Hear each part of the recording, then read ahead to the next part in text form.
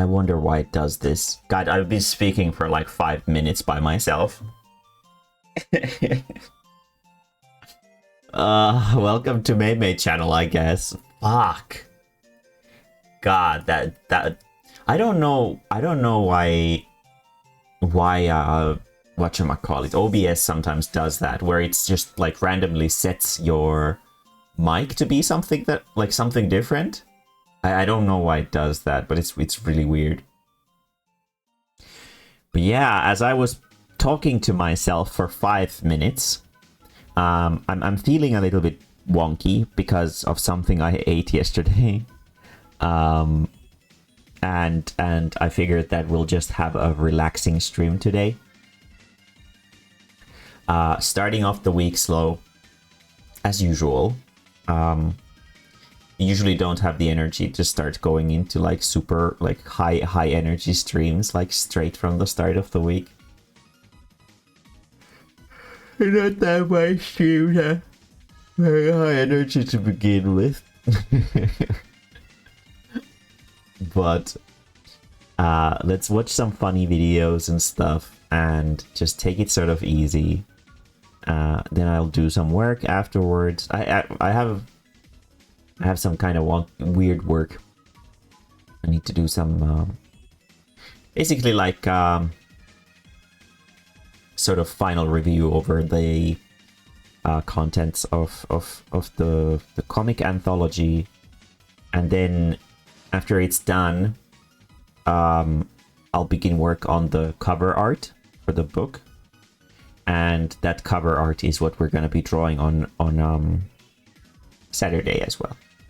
Specifically, I'll probably try my best to get everything done so that we only have coloring left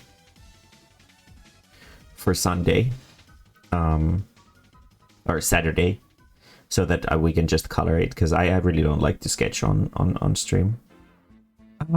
It doesn't makes me a little bit uncomfortable. Hello there, Kala. So yeah. And on other notes, my books, like the last books, have finally been sent. So the first batch of books was like 195 copies, and now the last 5 was also sent, which is neat.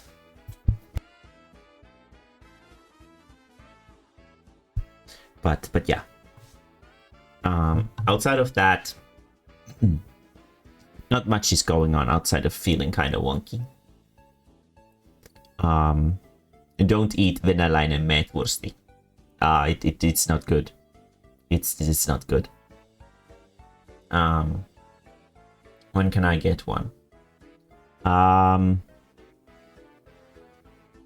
not sure yet. It depends on the fucking Desukon shit. Is it time to hack? Yeah, we're gonna watch some funny videos today. Also, hello there, Deli. How are you doing? I've been actually wondering on playing some Magic the Gathering again soon. I've been a little bit busy with other stuff recently, but maybe next week we could play some Magic together if you're down for it. I wouldn't necessarily say that I'm good, because I ate some venäläinen meetwursti yesterday before I went to bed, and now my stomach is like, God damn it, I do not approve of this. So the pro tip: don't eat venäläinen meetwursti. It's not good for you. But yeah. Outside of that, I'm quite fine. I do have some work to get some more book stuff ready. Sneak attack, yeah, I know, right? But yeah. I was what was it again?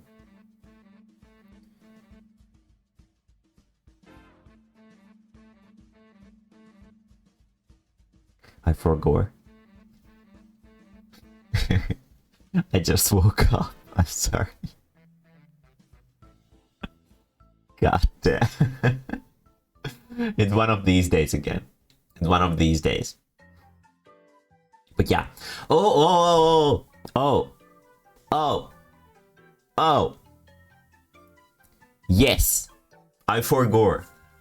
Almost forgore. So this this Friday, let me show you guys. This is the schedule.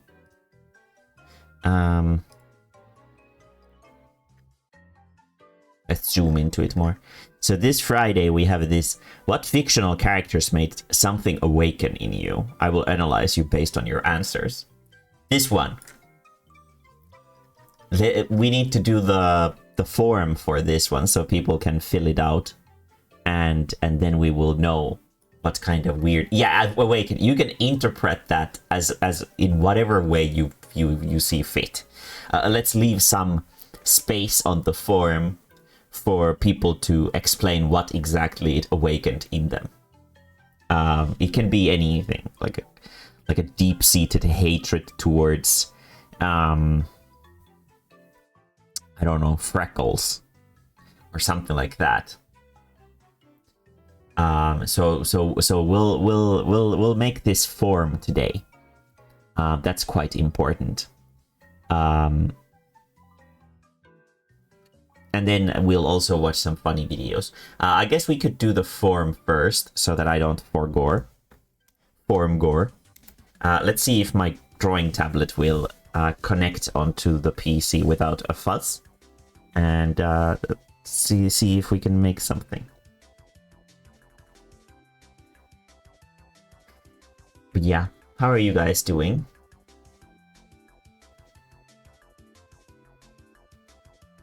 The witch from wait, what? Wait, now I need to see this. What is the witch from Hugo?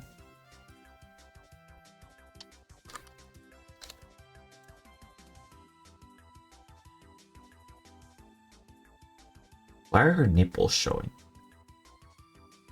Wait, is this official art?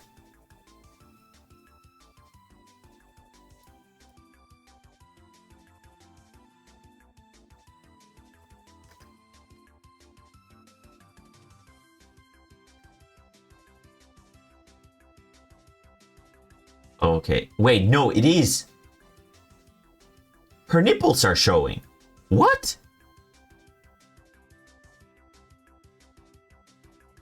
I think I can show this, but like look, her nipples. They're showing through the outfit. This is official art, Hugo in space. Classic games. Her nipple, you can see her nipple there. What the fuck?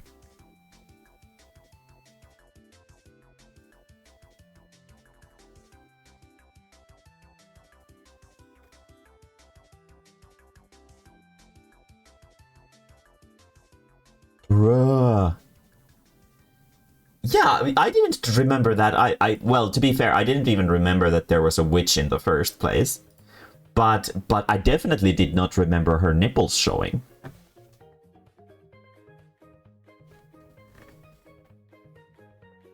Yeah, me too. I played them too, except that I hated how, like, they were, like, super hard.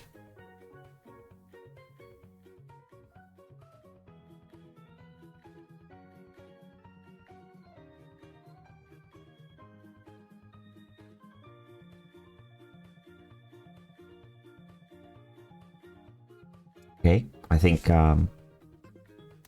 drawing tablet connected properly. Is the driver okay?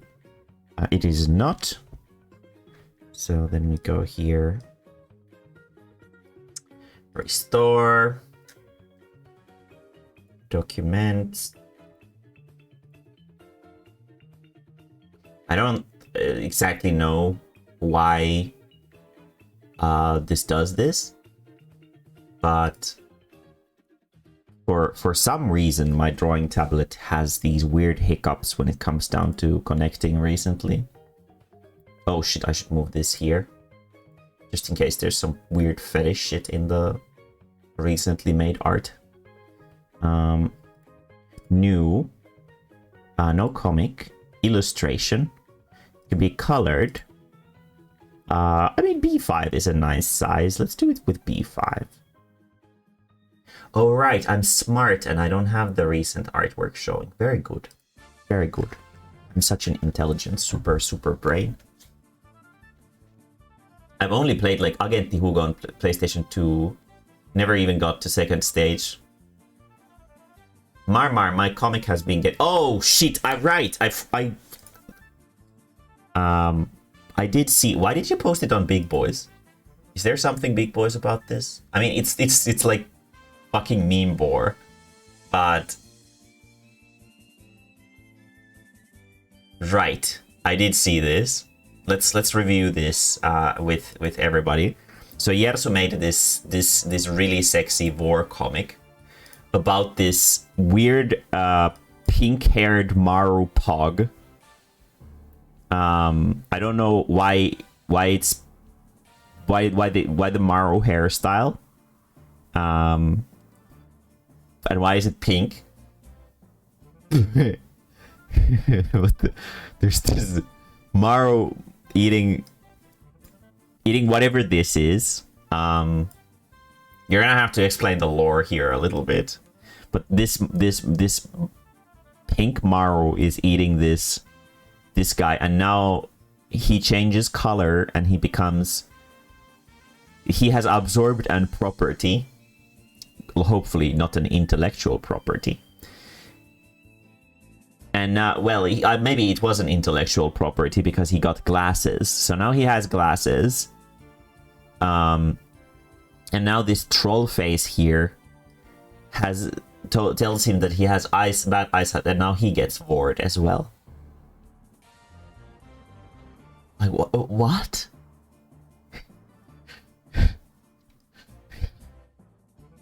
What's the story behind what made you make this? Please explain. Please explain to me what thought is like. I'm sorry, I'm locking down. This is confusing me too much. Like, what the fuck is this? I guess that's what I want to ask.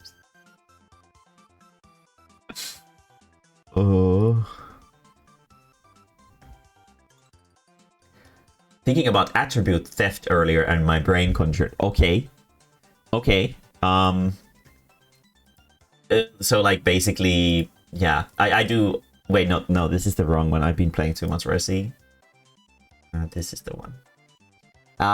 For anybody who doesn't understand what that means, attribute theft is a really, I would say, really niche fetish, where it's exactly as it basically states, is that like people who have really shitty OCs, they want to steal the properties of other people's OCs, but they don't want to feel guilty over it, so they turn it into a part of their character's lore.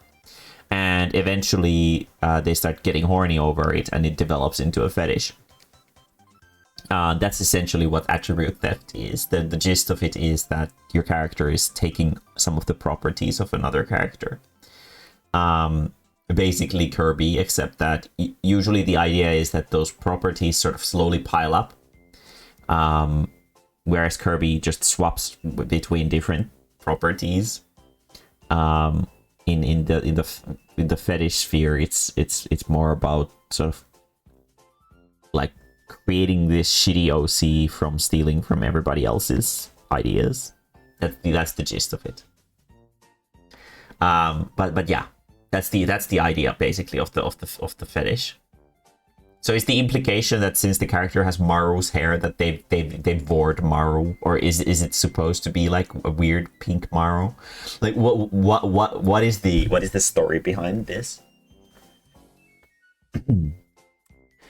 And also, yes, you usually see the attribute theft in the context of war, not particularly rare. Let's do a purple color for this font, because purple is a nice color. Haven't considered that for.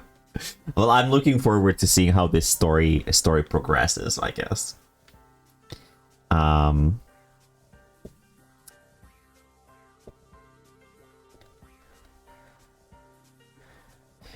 Fucking, what was it? Right.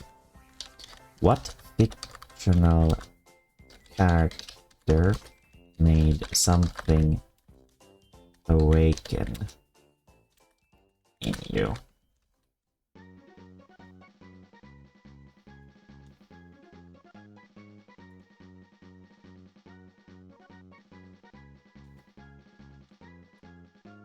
And then we'll do like a name, and let's do name.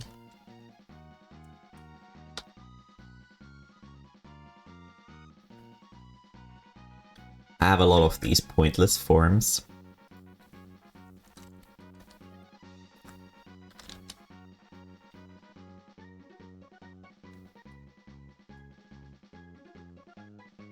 That's close enough. A Mogus that ate. Oh, I see. Okay, the plot thickens. And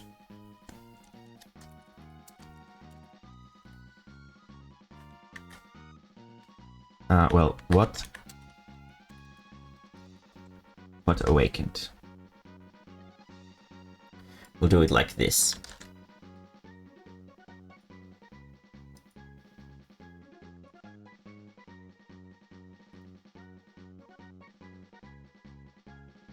Very cool.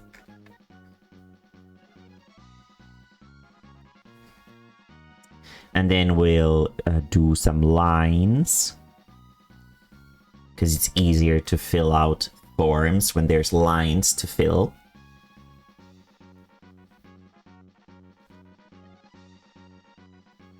Very good.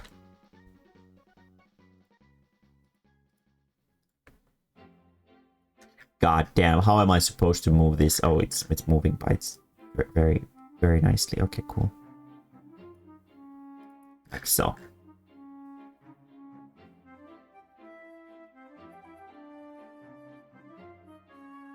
Don't tell people to do lines. Well, it depends on what kind of lines you're doing.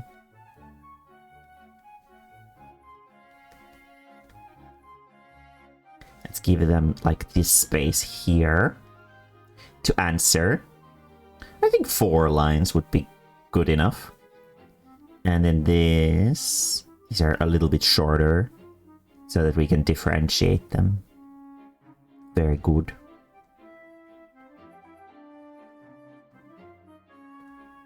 Like so. Very good. And then let's do the usual beautiful illustration on the background. What would be some generic character that... Oh yeah, Sonic is beautiful. Yeah, let's use Sonic. Let's use Sonic. That's a wonderful idea.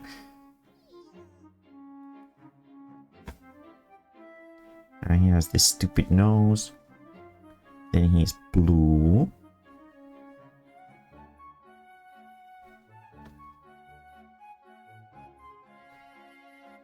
And his body is like a fucking cigarette.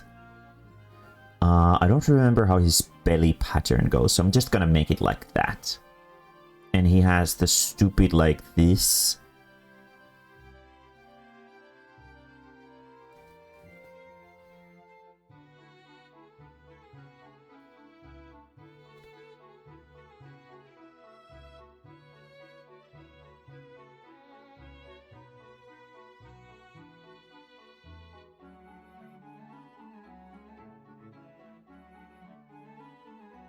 Now this is a character you want to get your sexual awakening by. Right, guys? That's totally normal, right, guys? God, I hate Sonic so much. There was recently a new Sonic game that released. I saw an ad for it on Steam, I think. Needless to say, I'm not gonna pay money for a Sonic game. I think his stomach is also the same color as this.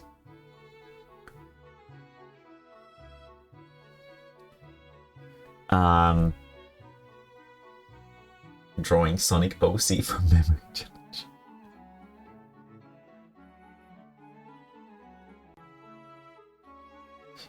And you can fit a picture under what awakened. Yeah, like right here.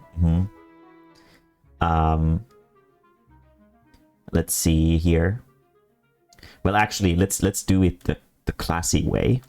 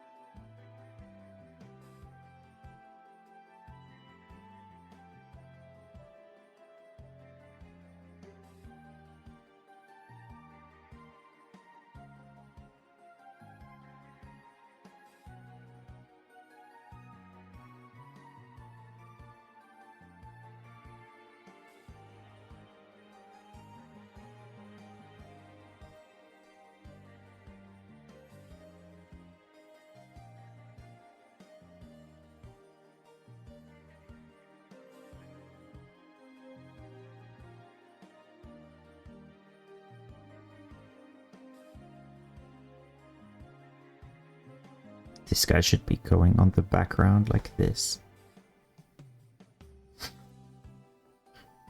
Yeah. My thoughts exactly, Yerso. My thoughts exactly. We don't need these. We already have enough Sonics.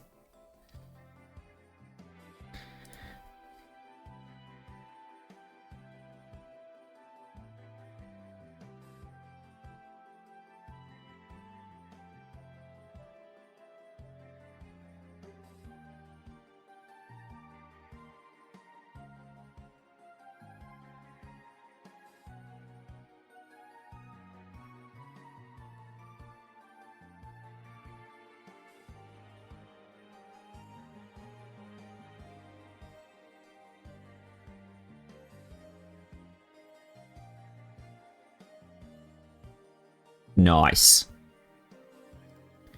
Now let's put all of the Sonics in their own folder.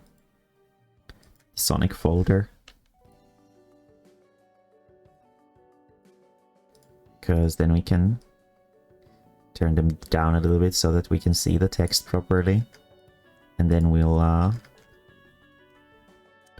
do the background, and it could be like light blue.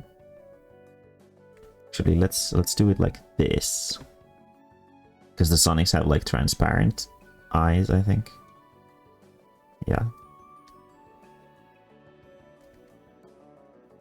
And let's do the speed line so that they're going fast.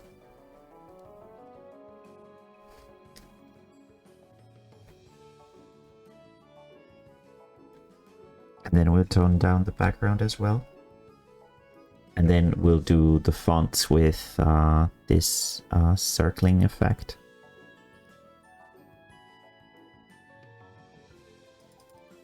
Now they stand out properly.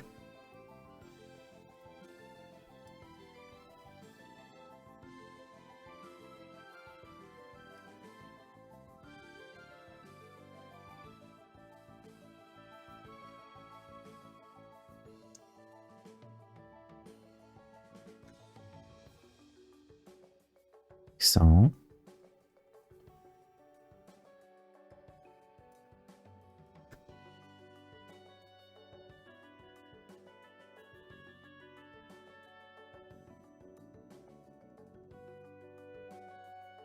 And should we give these the circling as well? Let's see. I guess we could, yeah.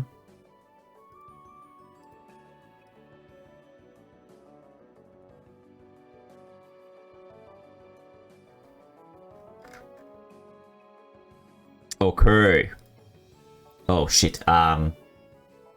This is probably gonna save into some porn folder, so give me a second.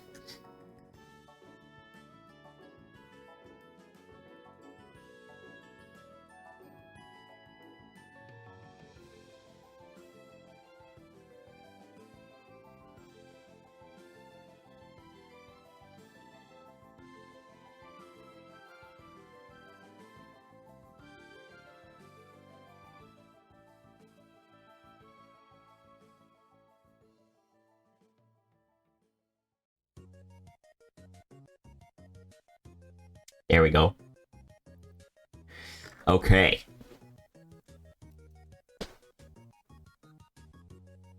now we have a nice quiz form. It actually didn't open to a porn folder, but you can never be too careful with this shit. So yeah.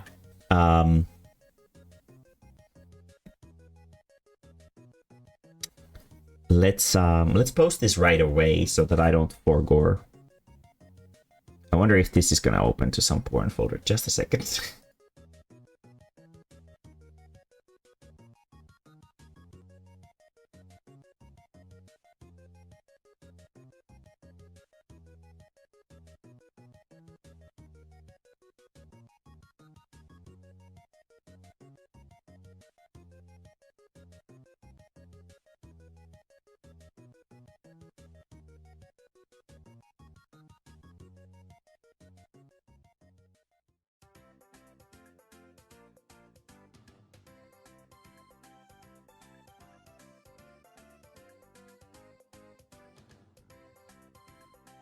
Ah, shit, my face.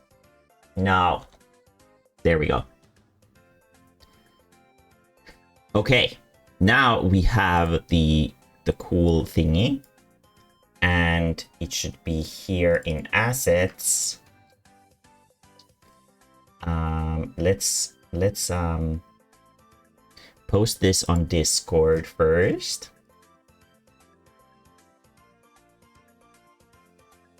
And asset.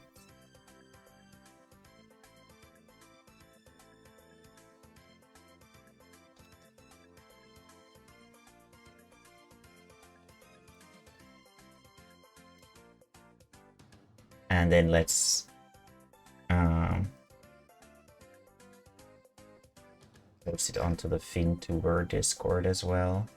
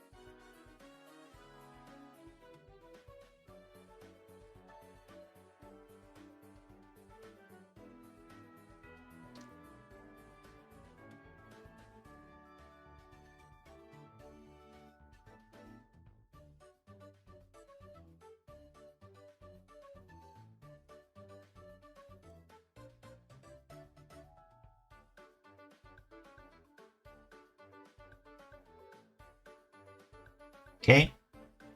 Then, God, my face.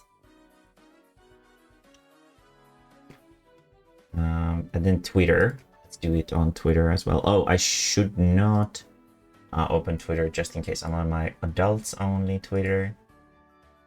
I'm not! Well, what a surprise. Okay.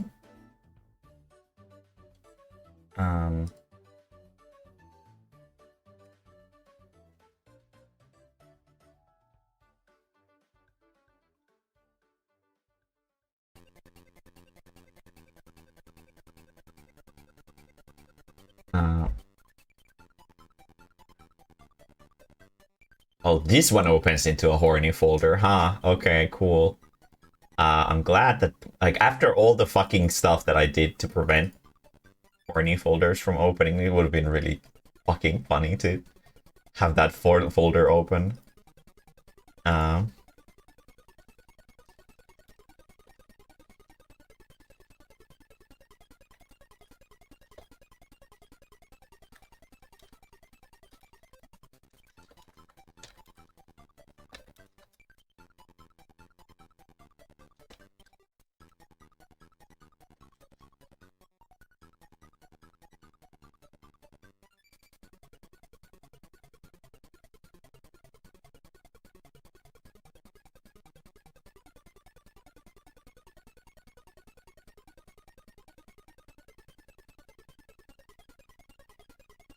Here we go. And now it's on Twitter. Let's post it on Bear's Twitter as well, because he's the one who...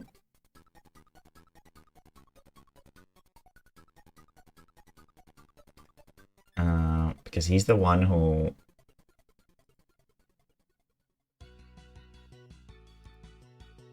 suggested this idea to me. God damn it, my face. It's pressing 1 and 2. Pressing 1 and 2 are my worst enemies.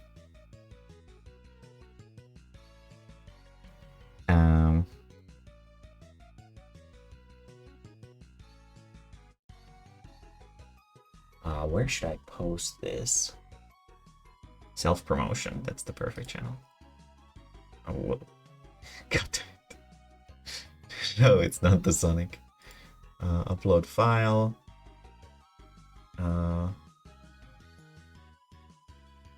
Let's see here. Where is my Sonic form? There it is.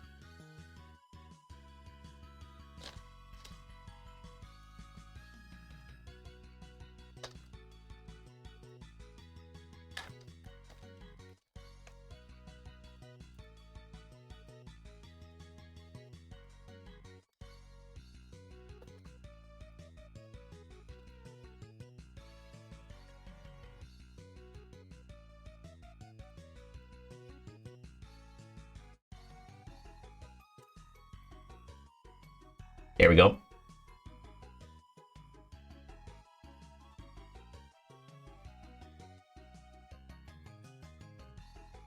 Yeah, I should get like one of those, what are they called? Stream decks, right?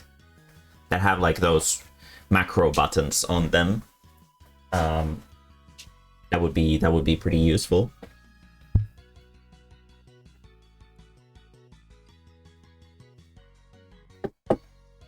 Oh shit! My mom's actually been asking me what do I get for Christmas, and I haven't had no idea. That could be a perfect idea. That could be a perfect thing. Yeah. Oh, that's great. Shit. Okay, I'll ask for that. Very good. Hello there, Bear. How's it fucking? I just made the form for the awakening thing. Be sure to fill it up like a good boy. Let me get my drawing thingy away. And now, yeah, we haven't really started doing the funny videos because we first did the awakening thing. This beautiful form you can fill at your own leisure.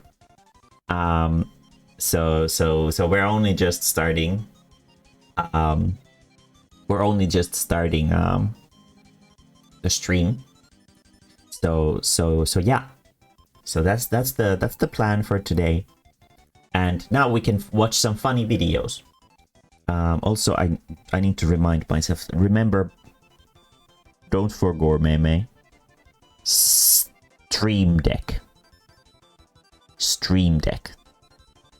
I need to get one. Okay. But yeah. Now we can just watch some funny videos. If you have something, it doesn't have to be necessarily funny. It can also be interesting, or just some kind of whatever video that you want to share with me.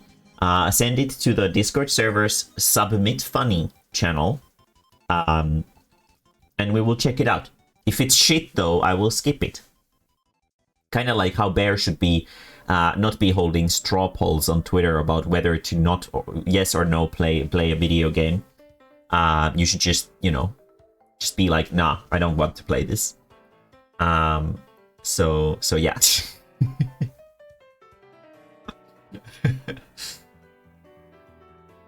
It's your stream, so you don't need to ask your audience for that shit.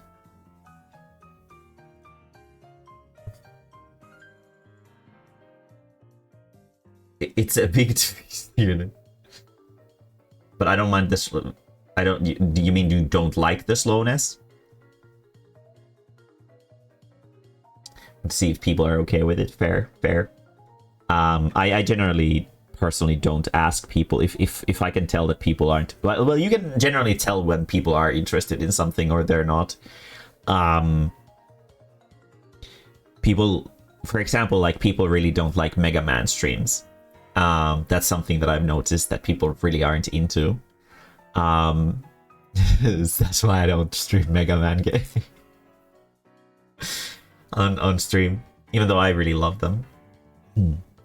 But I can get that. They might be a little bit hard to get into, especially the story-driven ones. And since there's no sort of challenge that is easily understandable to go with them, they're just your everyday like platformers or whatever. So when I see that people aren't interested in it by like the viewer counts and people being active on chat and whatever, I generally just be like, I'll just do something else. I really enjoyed Resident Evil, actually. It started off really stressfully, but the further it sort of went, the more hype it got, and it was really, really enjoyable to me too. And it was cool that people enjoyed the stream as well. I had really good viewership throughout the series, which is generally the case with Resident Evil stuff. People seem to enjoy them at least as much as I do, which is nice. Makes me quite happy, and people don't really mind that I don't rush through them, which is something that I hold in great value, because I don't like rushing. I guess, well, it's probably because people just enjoy seeing me scream. So the longer it takes, the more likely it is that I'm gonna end up screaming a few times, probably. So yeah. So yeah. Maybe we'll play Resident Evil 3 Remake sometime soon. If it goes, like, if there's like a Christmas sale or something like that, maybe we could get it then and play it during Christmas or something. I hear it's a lot shorter than the second one. So it shouldn't be like a really huge time investment to play it. So yeah, that's sort of the idea that I could work with that. Going to bed, okay.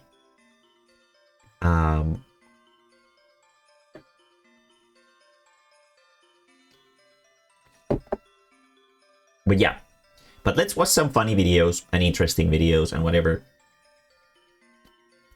And we could start off with this, the most accurate hacking scene ever.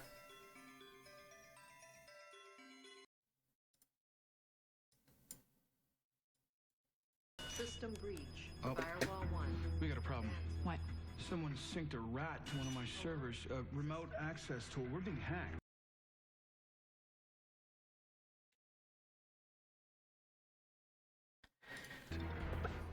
By Loxat? I don't know. But we've been so careful. How could they find us? They haven't found us yet. Just cracked the outer layer of our system. I'll start an intrusion inspection and find out who our rat is.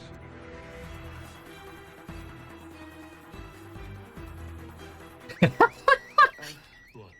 They're on to us. Vikram's trying to track our IP address. Oh, can you stop it? No. But I can slow him down. It's coming from inside the city, trying to narrow it down. Okay.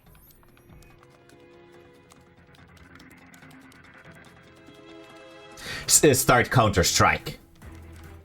You know, I could probably do coding too if this is how easy it is. I just do the little symbol and I just tell the computer, please work better, and it's gonna work better. Yeah.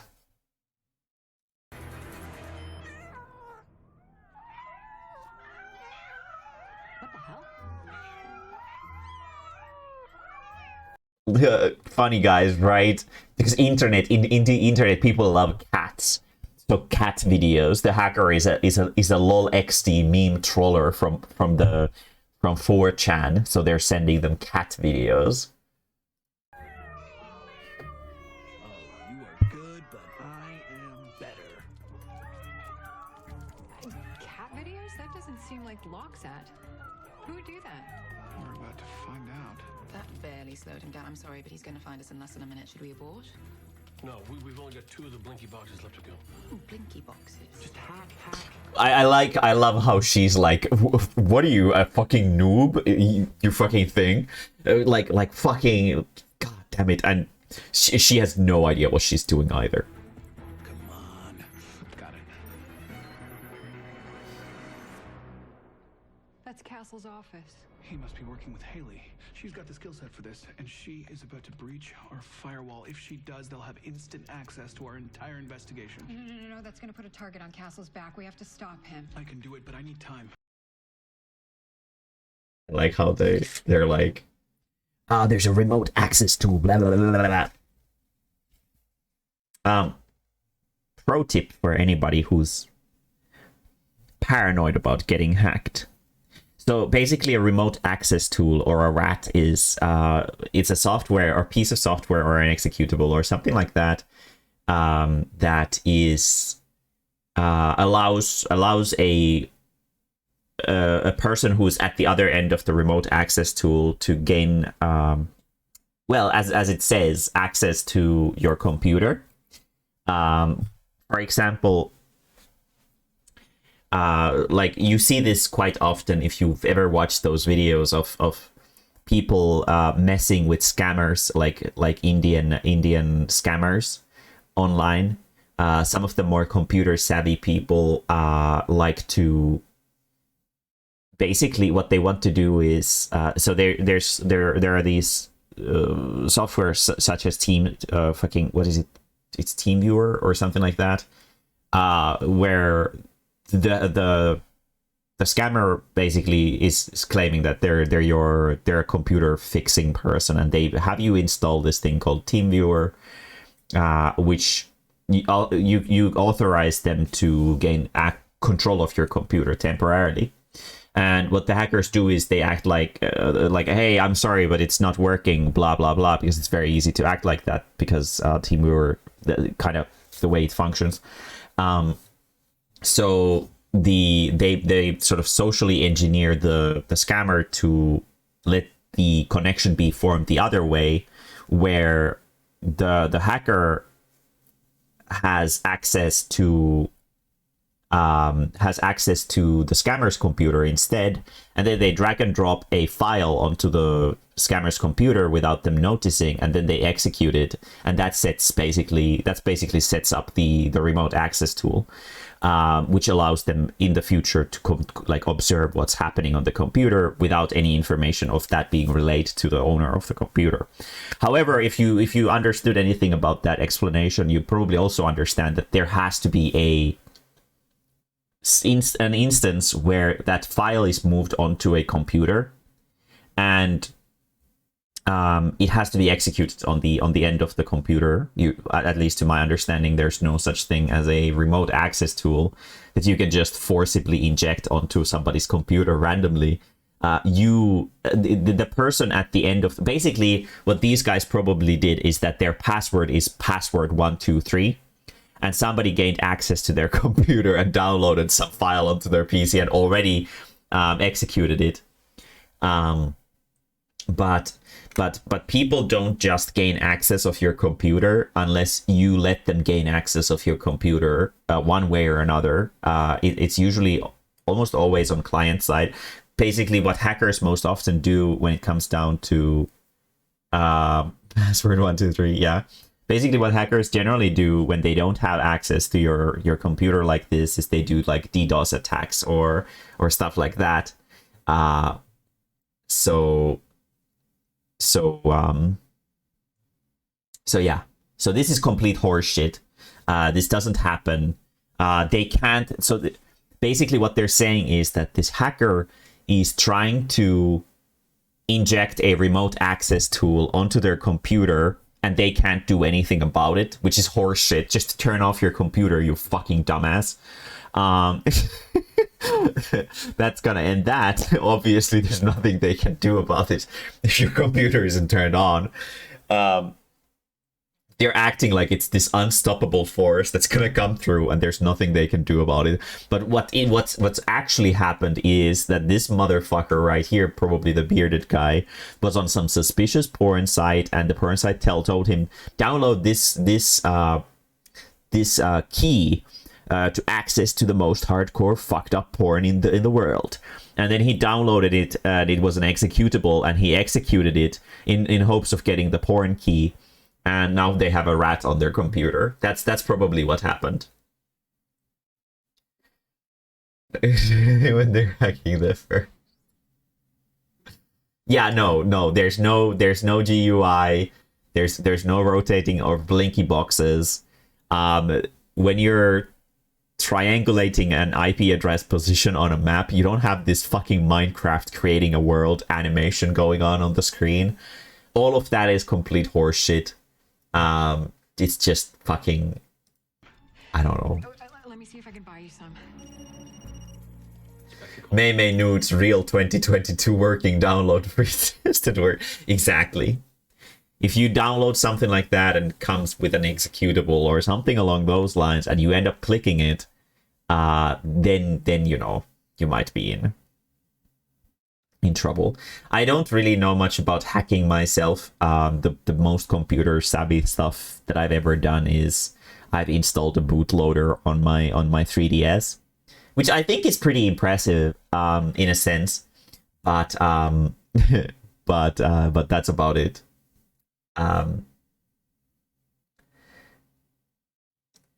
The guy's getting hacked. Yeah, but the police also can turn off their. The police can also turn off their computers. They have the power to do that. That's Becca. She's called. What do I do? Answer it. Let's see how much she knows. Hey, Hey, babe. change your mind about tonight? Tonight's still not gonna work. But what about right now? Feel like steaming up your office? My office. That sounds great. I'm sort of in the middle of something right now. Really? That's too bad, because I'm right downstairs. Downstairs? Yeah, I can be up in 10 seconds. 10 seconds is not long at all. Hang on 1 second. We gotta shut it down. She's gonna walk in the front door. No, she's lying. Her phone is pinging from Queens. She knows it's us who's hacking her. Sorry about that. Just taking off my pants. You coming up? He knows I'm lying. Hey, you know what? Something just came up. Rain check? Sure. You know where to find me. Okay.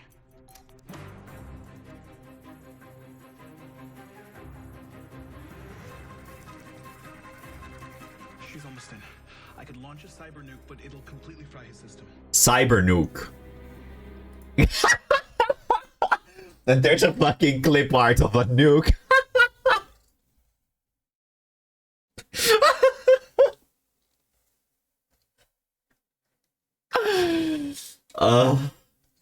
And it's on every monitor. It's like hacking for babbies. It's like press big button with missile print on it. Press big button. Yes, no. Cyber nuke. He's got a backup system at home. Is that a go for launch? Yes. No. Oh! What just happened? Armageddon, I'm afraid. Armageddon, I'm afraid. Armageddon has arrived. Our computers have been fucked. That was painful. That was painful. Ow, it hurts. Yeah, exactly. China's hacking you. Just launch a cyber nuke, because that's what it, you know, that's what you need in your life. Because hacking is like warfare, right? Right, guys. I'm sure the reason to why hacking in popular media is depicted like that is because there was some fucking nerd somewhere who was like, hacking is like a cyber battle.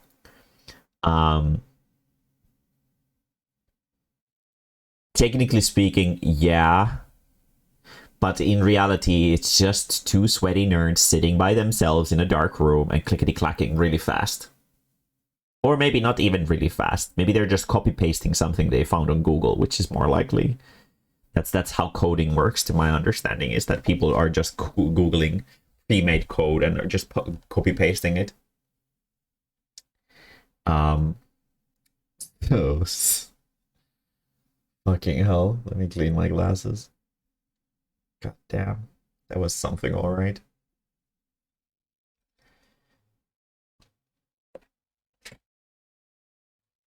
I feel like I might actually need to BRB real quick soon here. My stomach is really not agreeing with the venäläinen metodsti.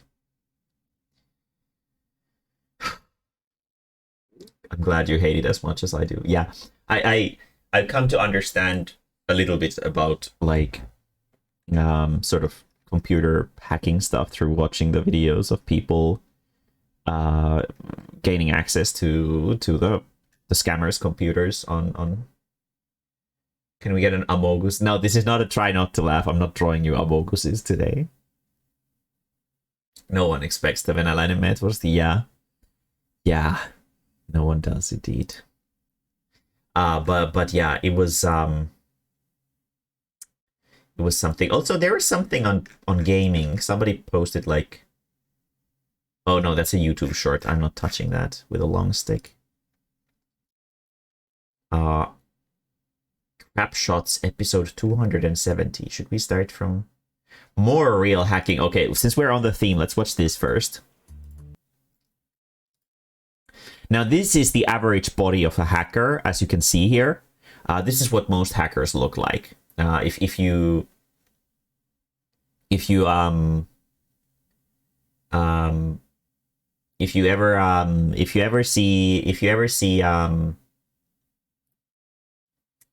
If you ever see a person looking like this, you'll instantly know that they're a hacker.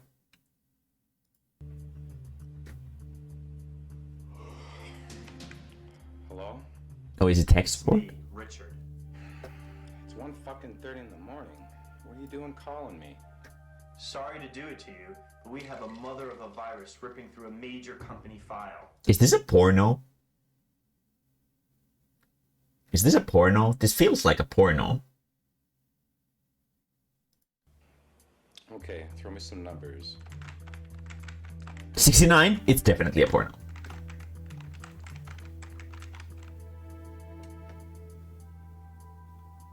Okay, give me your password. My password? Out with it. Oral cum shot. This is a porno.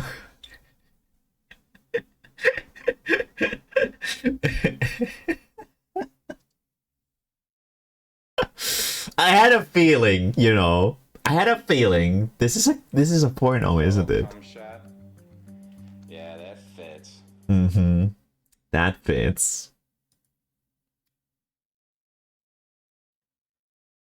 I didn't see the fucking name of the video. I didn't like it. I just realized it afterwards. But give me a second. I'll be right back in like 10 minutes or so. I need to probably lie down for a second. Hello there, Mike. It's really bad timing. I'll BRB for about 10 minutes. But send me funny videos. You can send me some mighties as well. In Submit Funny. I'll check out the episode 270 of the weird series after this. I'll be right back.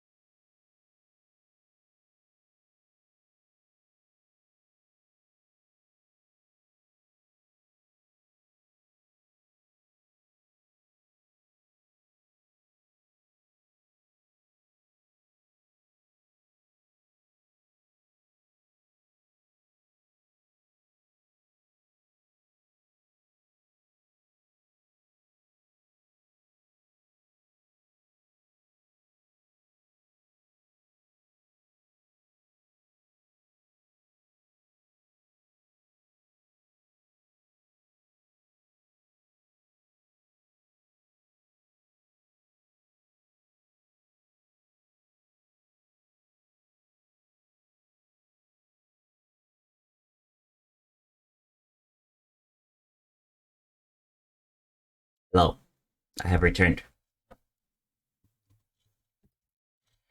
Let's see here.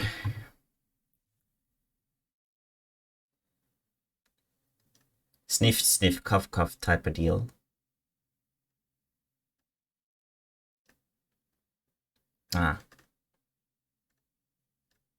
Get well soon, Mightis. I remember when you mentioned you got sick. Hello, hello, hello. Let's see this one. I think I've seen some of these crap shots things. I still don't quite understand what it is. But let's see. Has your house been ruined by a home improvement show? I told them I like cars. So they put hubcaps on my walls. Hubcaps on my walls. They said it was funky. I told them that Christmas was my favorite time of year. So they put Christmas lights everywhere. Everywhere. They put them in the toilet. And I don't mean the bathroom, I mean the toilet. I pee on them and they spark. Is that safe? We told them family was the most important thing in our life. So they filled our house with replicas of our family. It's deeply unsettling. I haven't slept in weeks. My wife is Chinese. My house is now impossibly racist. If I invite my in-laws over, I'll have to get it. Oh no. Oh, I could totally see that happening, to be honest. I could totally see that happen. That happens every 30 seconds. Coming to Oh, fuck. Unfuck this house. They fucked my house. They fucked my house. My house? Fucked. Unfuck this house. We'll make it fine. That was, you know, it was sort of building up. The previous ones were like, yeah, you know, okay, yeah, okay, yeah, okay. But then the racist part, yeah, that was something, all right. I can totally see that happening.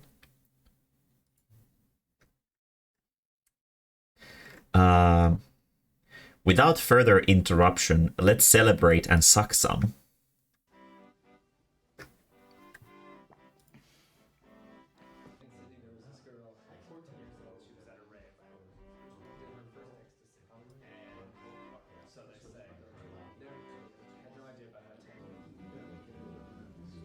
A toast to my cast and crew. Wow, he has very, very, very aggressive ears. In LA, and may things run just as smooth in Chicago. Cheers. Cheers. And to the prudes who split the party early, fuck them. Yeah. Without further interruption, let's celebrate and suck some dick. God, I love old gay porn. It's so fucking funny. Ugh. Like they're so like, I get that usually in general porn acting isn't super good, but gay porn acting, like back in the day, oh, it's so awful, awful, awful, awful shit. It's so fucking, it's beautiful.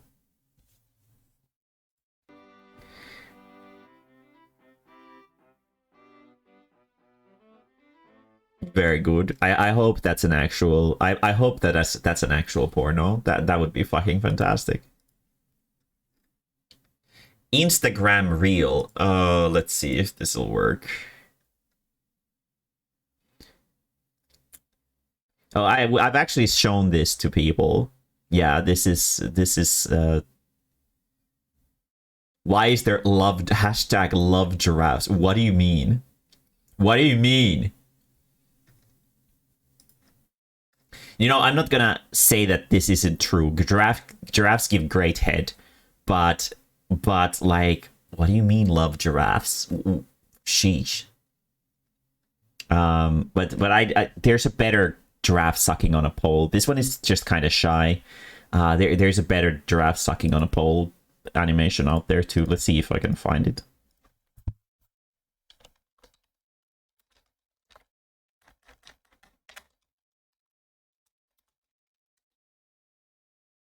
Yeah, this one.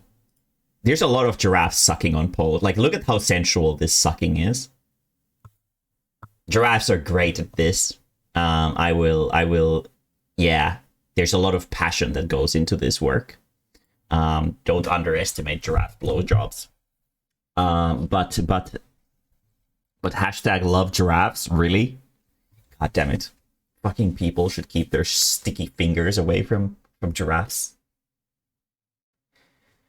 Fucking hell. Watch it, but only if they keep the suits on while they... Yeah, that would be really good. That would be really good. And if they hold like a wine glass with the other hand while fondling the scrot with the other, that would be good. Does it feature yours truly? Does what feature what? Toothbrushing. Did they rub peanut butter on the poles or something to drink? I'm guessing. Let's actually Google it. Let's Google it. Why do giraffes suck poles? Let me move this here just in case we get some furry shit. Why do giraffes suck? Oh, lick metal.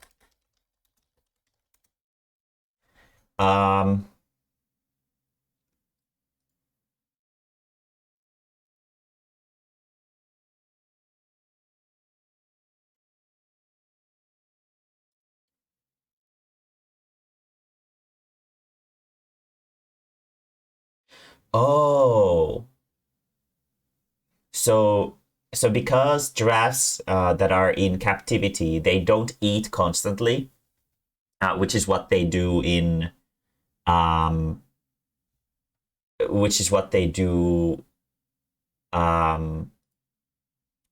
giraffes when they're in the wild, they constantly, all they basically do is eat, and this makes them sort of produce saliva, which helps with the rumination process. So for anybody, for Finnish people who don't know what rumination means, it's märehtiminen. And it's giraffes have, like I've said multiple times, giraffes are like long cows. They have like the whole sort of rumination thing going, and they need saliva for that, and sucking on poles apparently is something that captive giraffes like to do because it makes them produce more saliva, which helps with the rumination process. So yeah. You said there's a better animation of a giraffe sucking pole. Oh no, that wasn't me. That was just a relative. But yeah. Let's not ruminate on this subject for too long. But yeah, that's why giraffes suck on the poles. Why they do it so affectionately? You know, giraffes are lovers by nature. There's nothing you can really do about that. Even if we are a little bit sassy and evil from time to time, we are lovers by nature. So that's what that is. But enough of giraffes sucking on things. Oh shit, there's more old porno. Yes. God, okay. Oh shit, I'm sorry. Sorry for what?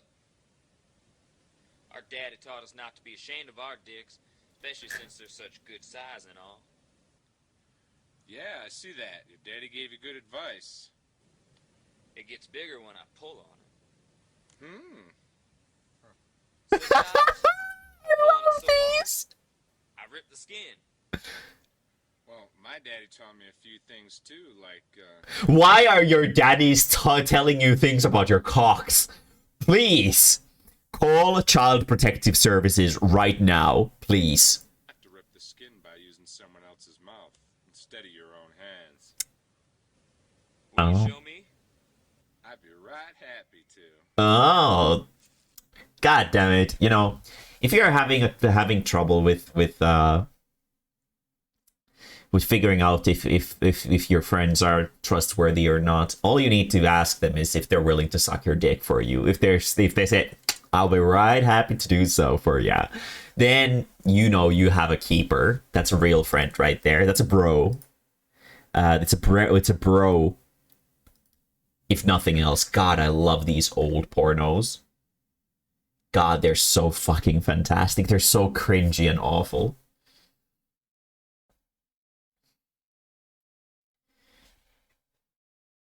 There's even emotes on banker faces of these two. Oh, fuck. Maybe this is why Mae-mae draws spicy art. Can't be with her boyfriend all the time, so like the giraffes can eat all the time. She needs an outlet like the giraffe. Well, I mean, honestly, that might even be somewhat close to truth. Somewhat close to true. When you don't really have, well, unless you're asexual, you generally need some kind of outlet for your desires, and whatever your method may be, you know, it kind of depends on your situation. I like to draw porn, although to be fair, recently it's more just like a relaxing thing, because well, as I've been mentioning multiple times on Discord recently, I've been reading a lot of princess manga because I really like romantic stuff. Ever since I went on the girl germs, I've become really like, I fucking love romantic stuff. But because before that I was really into like porn stuff and whatever, and I would draw like a lot of porn. Now those two have sort of combined into this amalgamate of like romantic funny porn. And because of that, I like drawing romantic funny porn sort of puts me in like a really happy headspace. Because that's something that I sort of, I guess it's maybe it's like a dream. It's like a dream relationship, to be in like a really relaxed situation where it's okay to be sort of horny, but also romantic at the same time.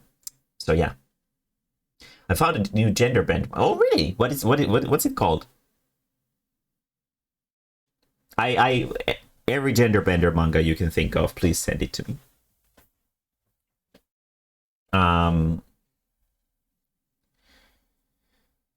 I wish I could eat some creativity germs. What do you mean? You made a beautiful Vor comic just last night? Yes. In my case, but yeah. Oh, Mememori-kun. Yeah, I've already read that one. Yeah, Mememori-kun. I started reading it when it was just a webcomic. Did it get a physical publication or something like that? Is there a physical book of it? I know that fucking Oni-chan is got a physical release recently, I think, even in English, which I'm like, I really hope I can find that. Yeah. Mememori-kun, it's all right. It's all right. My thing is, whenever there's gender bender, I always ship the dude and the guy who turned into a girl. It's a huge turn off for me if they end up together with a girl, because that's not my personal. It's not that I have anything sort of bigly against that. It's just that I'm more into guys myself. So so when it comes down to those romantic fantasies, I love it when the ship is with a dude. Except, honestly, like recently I've been reading a lot of villainous genre of manga and Korean comics, and a lot of them have like Yuri shipping with like usually the villainous like makes the, so for anybody who doesn't know, the villainous genre is essentially a subgenre of isekai for girls. The idea is that a girl dies and they're reincarnated in a girl's like a dating sim game that they were really into, or a novel. And it is the idea is that they are reborn as the villainess of the story, like the bad girl, but because they're such a lovable person and whatever, or a cunning person sometimes, or like an evil person sometimes, they end up turning the story to be in their favor instead. And then it kind of depends on the story, but it's either a revenge fantasy or it's a like fucking shows what you deserve, like showing people what they have coming to them type of comics. And I've read a couple where there was a lot of Yuri shipping with the hero, like the original heroine of the story, and the villainous girl. And there was this one called I think it was called Beware the Villainous. It was really fucking hilarious, and it was really good. It had like a lot of like sort of gender role flipping, where the female MC would like go against the norms of the high society and wear pants, because that's like a big thing to do. And she was the one who proposed to her husband, and the husband was the more sort of emotionally sort of like a shy and like sort of like uwu type of character, and she was like the courageous and strong hero. It was really cool. I really enjoyed it. It was a Korean webcomic, and it was funny as hell. There was like some hilarious shit in there, because the main character was like a piece of shit asshole. But yeah, it was super, super good.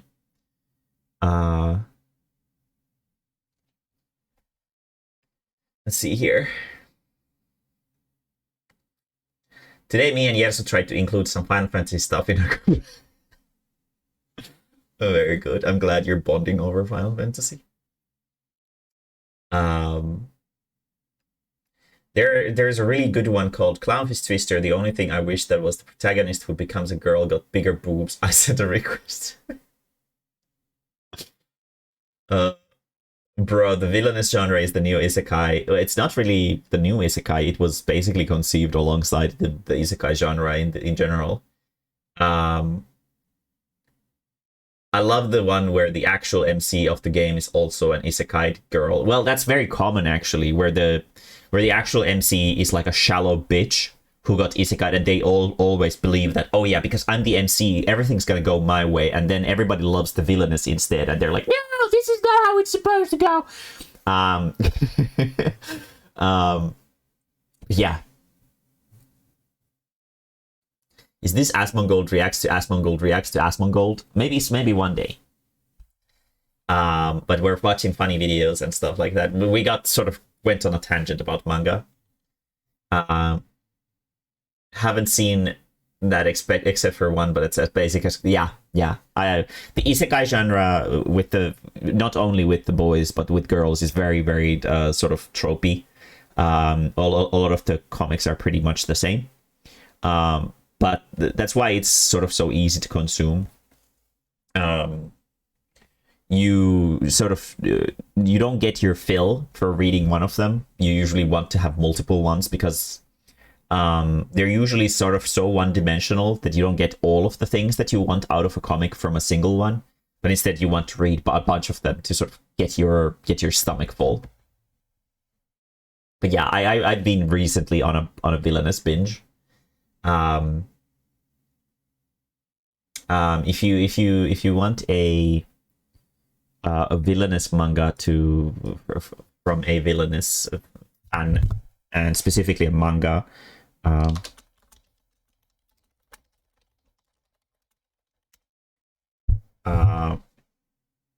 I will recommend to you, let's see, where's the May I Ask for One Final Thing is the title of the series.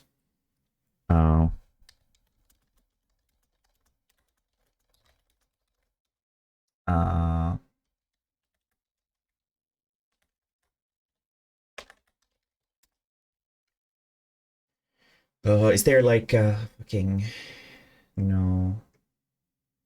Oh, it's on Crunchyroll. Okay, cool. But yeah, may I ask for just one last thing, or one final thing, kind of depending on the translation group. It's really, really funny because the villainess is super, super like she gets like the blessing of some goddess, and instead of becoming like this uwu princess, she decides to beat up everybody. It's pretty funny. It's good. One villainous thing in my manga dex bookmark list. Yeah. I've been recently enveloped in that. Usually when I find a genre that I enjoy, I get like I sink into it, and I like go like fucking That was like, yeah. But yeah, it's just but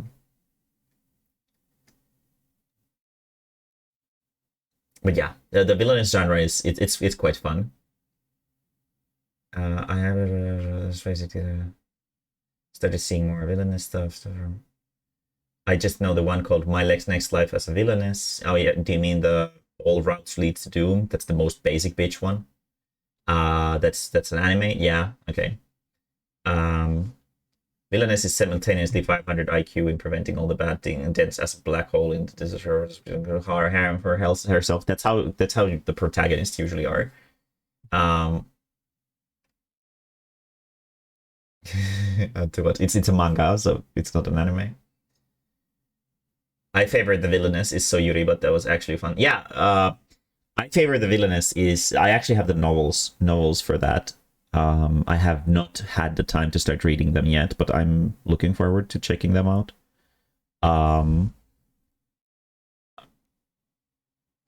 But yeah, I'm like Yuri. Yuri is my like second favorite genre.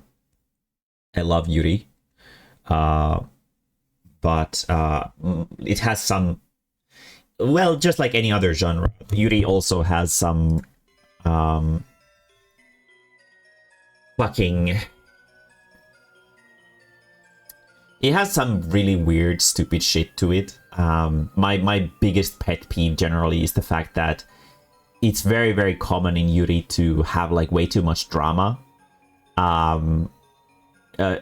Like Citrus, for example, is like one of the most famous Yuri series of all time. I don't like it at all because the characters just keep creating like this senseless drama by not trusting each other at all, even though they've already like basically sucked face and fucked. But they still don't trust each other at all, even after like 10 books, which is really like, I don't know. It's like, no. Just fucking like I like relationships in comics where it feels like the characters are putting an active effort to bettering the relationship instead of putting an active effort into hurting the relationship. A lot of Yuri series are about hurting the relationship, and I can understand that it's really hard to write a comic about characters trying to work hard on a relationship because drama is what keeps people engaged in comics. So it makes sense from a marketing standpoint, but it's sometimes really frustrating to read shit like that. Now this is a manga chat only. Yeah, well, I mean, it's a relaxing stream, so I love the Kase-san series. Oh yeah, I love Kase-san too. Kase-san is sort of divulging into the like we are constantly misunderstanding each other. If I can recommend some fucking good ass Yuri, like some really fucking good ass Yuri, Hanjuku Joshi, soft boiled, or is it soft boiled? Yeah, soft boiled girls. Fucking beautiful. Like anything from Morishima Akiko is like, oh, they're like Yuri stories about like adults who are happy in their relationship and they're working hard to be happier in their relationships. They're so good. Like, fuck, Morishima Akiko's works are so good. I love them. Hanjuku Joshi is my absolute favorite. Another really good one, Yuri one is Otome no Teikoku, the Empire of Maidens. Really, really good. It's more like it's got like a shitload of pairings, and it slowly tells the story of each one of them having these fluffy moments. Yeah. Yeah, definitely good. I have like maybe 15 or so volumes of that. It's so good. Koushaku Reijo no Tashinami. Let me see that.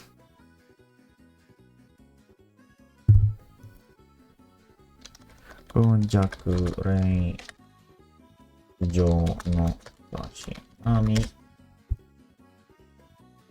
I wonder if I've read this. It's hard to tell because all the male leads always look the same in these.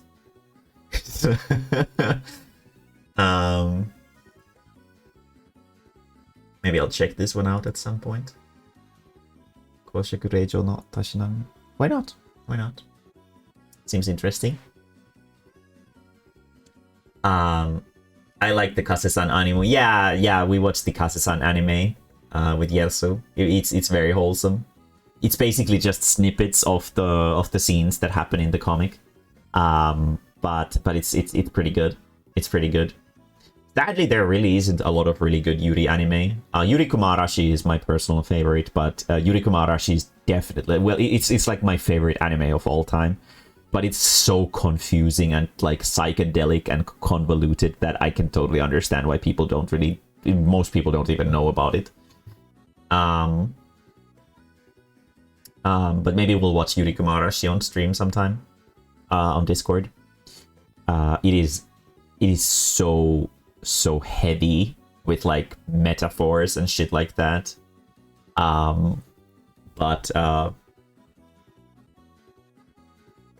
Yeah, the description of Koshaku one, I could, yeah. But that's how the villainous genre generally is. It's hard to differentiate the comic. It's generally the character writing and the romance that makes them stand out. And usually, like, my personal favorite is when the main character is cunning. And like smart. It's nice to see shoujo where the female character is like really strong and cool, instead of being like always touted to by the male characters and always sort of dependent on the male characters being cool. It's nice when the male characters are also cool, but it's even more nice when the female character has her times to shine as well, instead of just shining with like the prettiest dress that is in the mall or whatever. But yeah, I love the villainous genre. It's not really something that I would say is like good. It's not that the comics are like really good or anything. It's just that it fulfills all of those vain fantasies, just like isekai in general does. So, if you have those those emotions in you, you'll probably enjoy it. Yes, there is one where the villainess's butler is the NC. It's okay. It's I have read it for a few good chapters, maybe like 10 or 20 or so chapters. It's kind of, I don't know. It's one of those series where, so the villainess obviously falls in love with him. And he keeps constantly pushing her away, and she just gets like sad over it, and it's kind of frustrating to see because he doesn't understand that she has feelings for him. It's not super good. I don't like that kind of, like, I don't like shows where people hurt each other's feelings because they're stupid. Got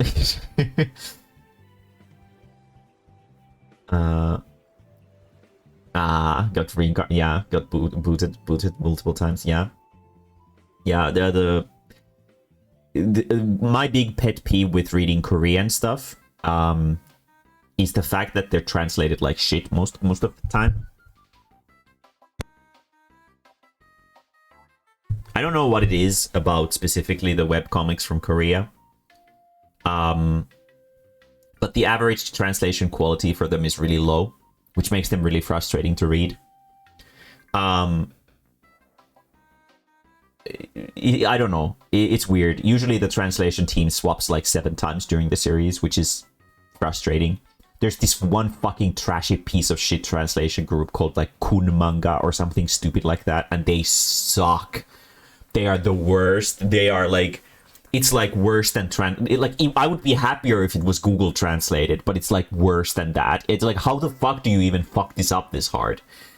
Like, why would you do this? Like, I'm guessing it's probably some like, they're just doing it for like trying to be the first group to translate something and then get like some shitty Ko-fi money or something like that for it or whatever. I don't know.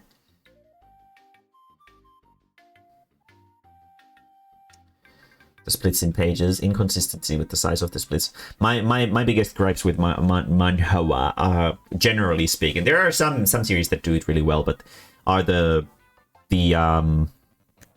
is the translation quality and the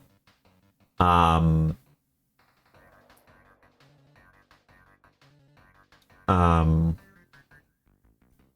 fucking 3D models, the 3D model backgrounds, they are the ugliest trash sometimes when the artists don't really understand how to use it. Sometimes they're really fucking fantastic looking, but in some comics they look so out of place and like just trashy as hell. Like I know that in traditional manga, usually people just use photos or whatever as well. But there's a sort of sense of like at least put some effort into it to make it look like it's part of the comic. But some Korean webcomics that are pumped out at a really fast pace, because you know that's how people make their money. So you don't really have the luxury of being like, oh, well, let's adjust this and make this all fancy. Sometimes they end up looking really crummy. But yeah. But yeah, let me check this one if I can recommend this one for you guys.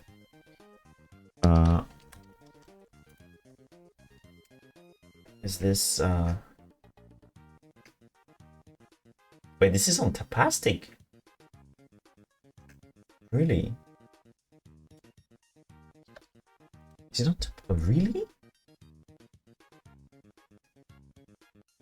Yeah, this one is really good. Let me see if I can find some funny shit from this.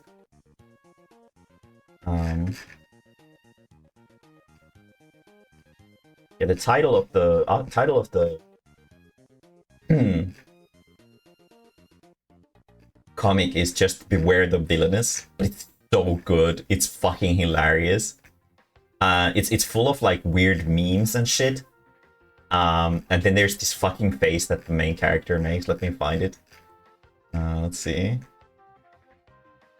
Like this is not your traditional villainous. It's really good. It's really good.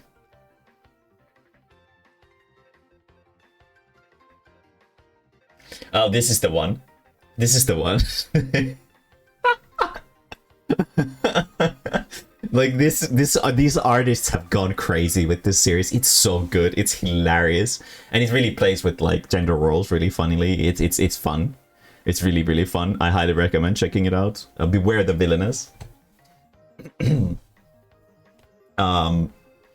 It's like the best villainous comic from Korea that I've ever seen. Do you react to links? I react to links that have been submitted through my Discord server. So not in chat, no. Speaking of which, let's...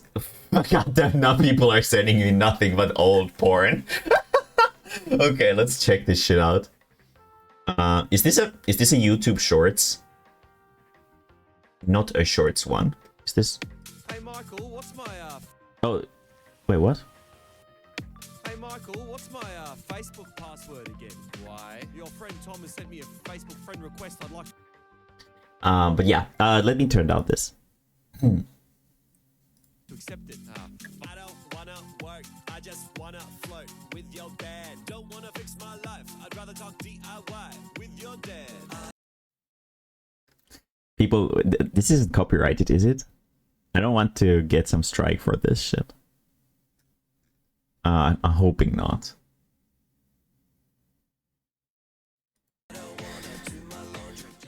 Let's turn it down a little bit. No, okay. Super hetero man-way, flirting, very good.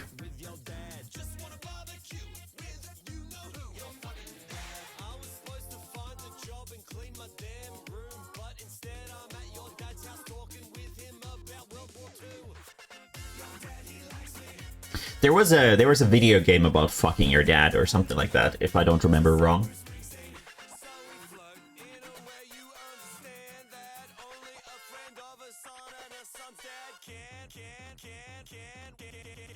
Basically, I don't think we've seen the last of Bitcoin. Shut up, Michael. What did you just... No, it wasn't Shower with Dad Simulator. It was literally called, like, fucking my best friend's dad or something like that. It was like really crude. Please don't do that. What? No, what? You are a no virgin. Oh my god.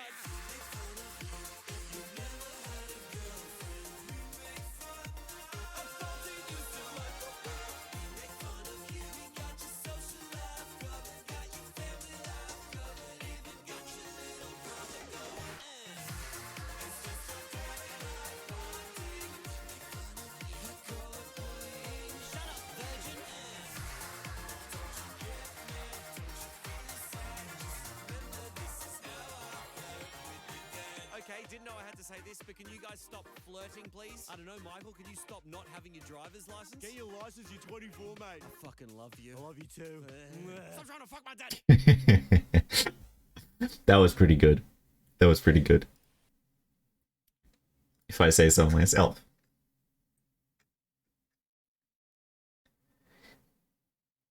I'll show you who's the boss of this gym. Okay, why do you have so many old porno things? Why do you have so many old porno things? I'm not complaining, but yeah. Why do you have these lists ready?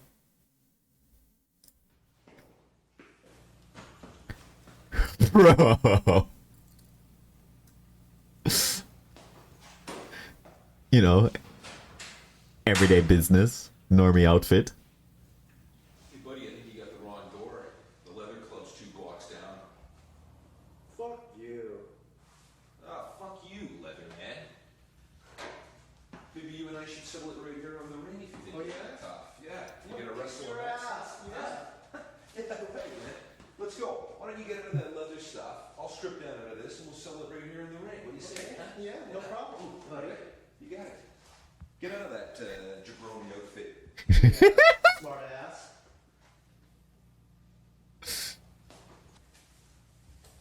Oh yeah. Wait, they're not gonna. Okay, we're not gonna see actual ass here. Oh no. Let's go. Yeah. Huh? That's what you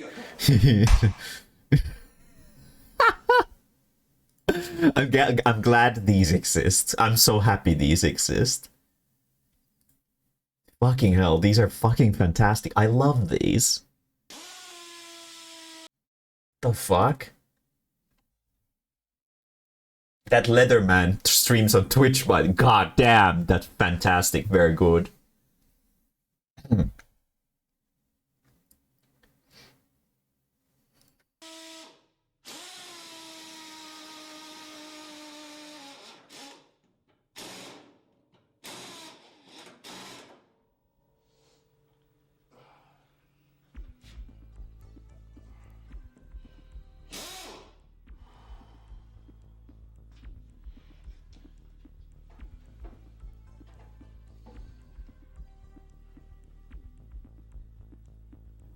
Greasy cocks and lubed up buttholes.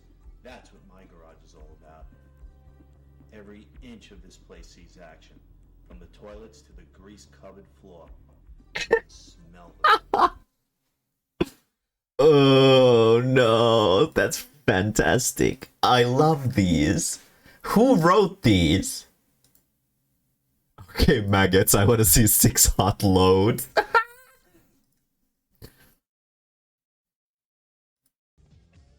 Okay, maggots.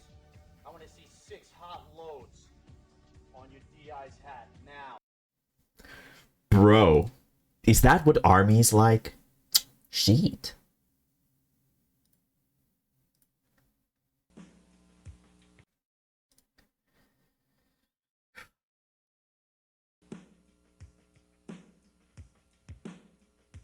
Yeah. Some establishment shots. Truck shot. Oh, shit. Truck stop, daddy. Nice.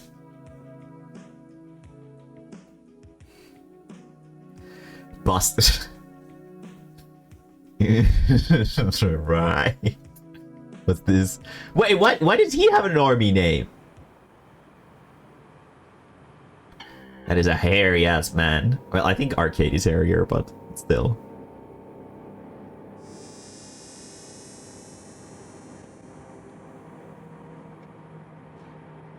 Did you enjoy the show in there? I don't know what you're talking about. The hell you don't. We've been monitoring your actions by video surveillance. He has never said the words monitor and video surveillance in his life, so he staggered a little bit when he read those out. Don't even try to prove your innocence to me. The evidence is overwhelming. I think I'm going to have to take you down to the station. Isn't there anything I can do to persuade you otherwise? Are you offering me a bribe? No, I'm offering you some of the best sex you've ever had in your life. Oh! Why don't you go get your truck and meet me out back? Yes, sir.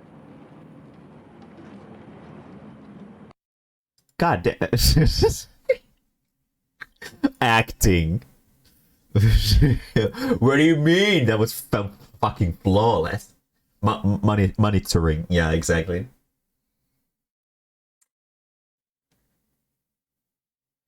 I think I shared this before, but there's this German doctor thesis that's literally about men injuring their genitals by masturbating with vacuum cleaners. I don't think you've said that before. That is certainly a thesis. Subject.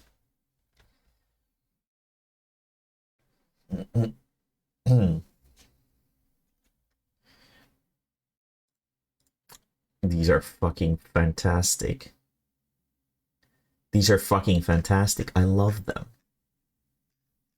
They're so good. What the fuck? God damn. God damn. I love old weird gay porn. Fucking hell.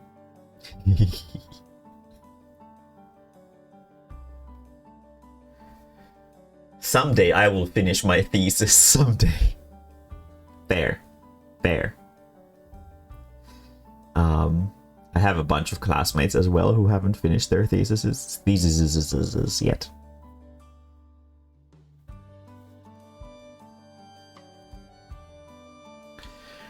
God damn it. I didn't realize this would become a gay porn stream. I actually exhausted my gay porn visit. Shit. Unfortunate. Feel free to send me other funny videos though, guys. If you want to. Turning the tampon dispenser into a dog feeder. What? What the fuck? Sponsored by Audible. Just before we get started, I have an announcement. I feel like you're gonna think either I'm pregnant or my brain tumor is back, but no, there's nothing growing in me as far as I'm concerned. I'm a barren, healthy wasteland. The thing I wanted to tell you is that I just turned 30. So I'm a grown up now and I want to try something different. So I asked my team to go and buy a random object for me, and then I have 2 days to build something out of it. I have no clue what they've gotten for me. Okay. I have no plan what I'm gonna build with it. The title of the video is intimidating me slightly, to be super fair. No plan, which is kind of the opposite of what I expected my 30s to be, but here we are. I thought you wanted I want the object. Oy. Wait, sex isn't considered a bribe? Oh. That's I see. So if you ever see, like, if you ever get arrested by a gay cop, like an obviously super gay cop who's totally into you, maybe you can offer some, you know. I've been offered money for ass on Instagram of all places. It was a weird time. It was very, very weird. It's not the case itself, is it? Yeah, okay, if it was, I would still... This is a part of the quest. I need to be a good participant. What the fuck? This is so random. Did you just tear it off a wall in a public bathroom? I was a little bit worried you were gonna get me an antique sex toy of some sort. This is not far off. Do we have the key? No key. How do we open it?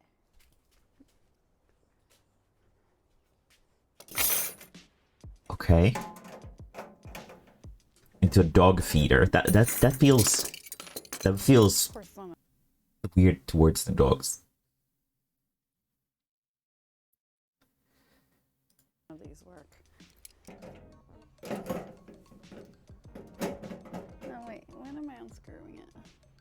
How long is this? 14 minutes. Okay, so it's not super long. I had it like this, and I want to go counterclockwise because if you go against time, you got to screw loose.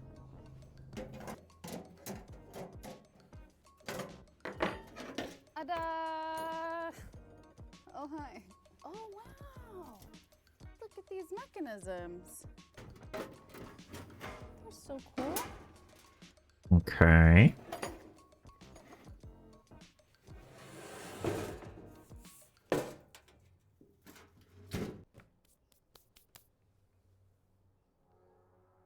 You know, a great thing about being, you know, like a trans woman is the fact that you don't need to deal with the menstrual cycle. That doesn't sound like a good time.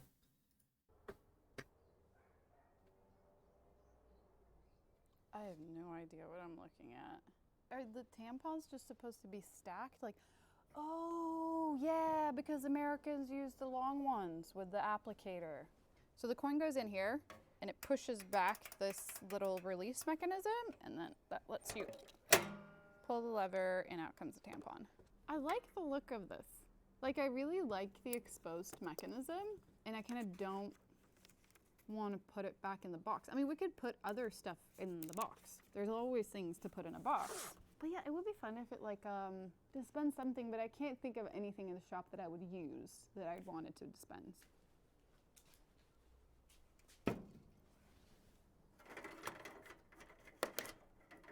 No, it can't be a Sharpie dispenser.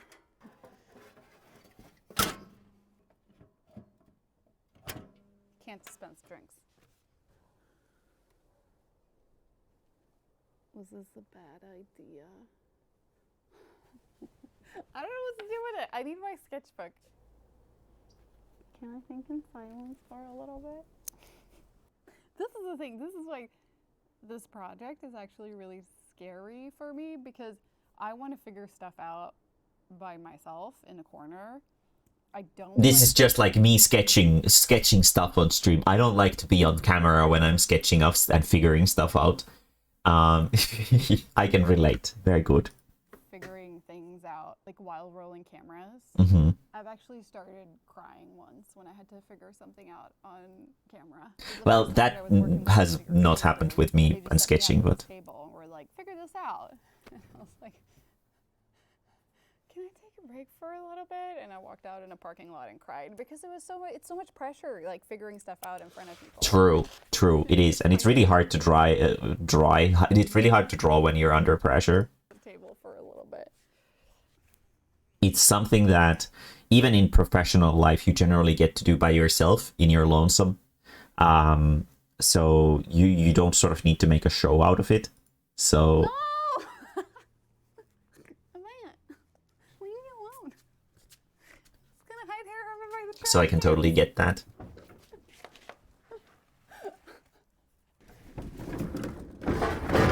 Mood.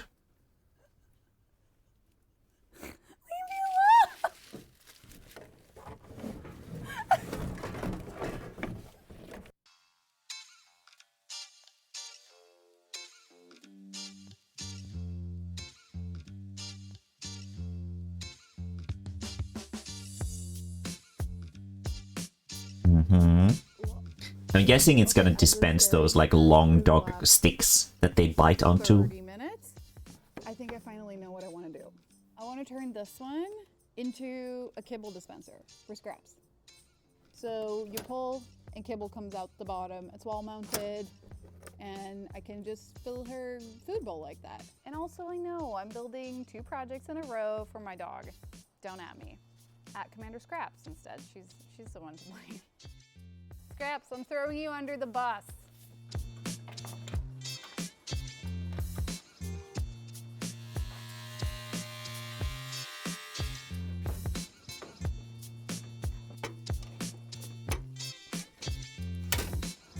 I just removed all the parts that we didn't need. I'll put in a new back. For now, I'm gonna fabricate the flap that holds the treats and then goes back up. I just heard somebody be described as unflappable. And I realized that I am the opposite. I am highly flappable. All I do is flap and futz. Flappable futzer.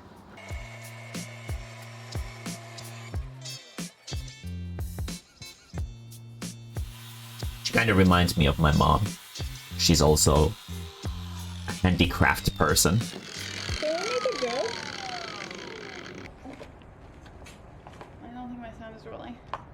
All I want to do is use an angle grinder to remove the sticker off a fruit and say this is the only proper way to remove stickers for fruit.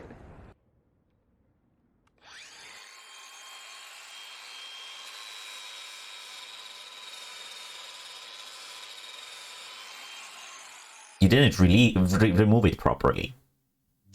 Fucking hell. The creator of shitty robots. Speaking of shitty robots, have you guys ever seen the Japanese contest for shitty robots? I got it after the great jig. If not, I can show you guys. During the scissor build.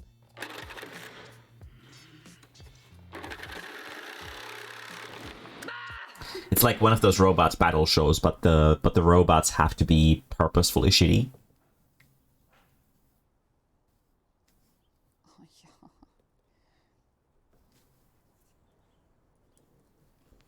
So good. It's like so easy to cut. All I'm making is a new back because this had an open back, which is very 2005 VMAs. Don't know if I Okay, can actually. we'll check it out after this one.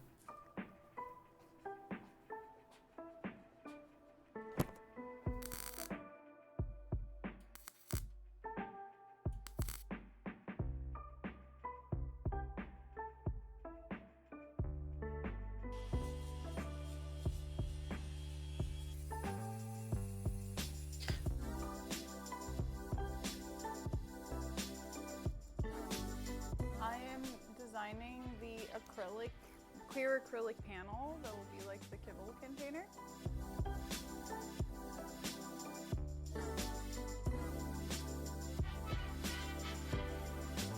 I'm sure if my mom had been born in this century, she would probably be a YouTuber like this.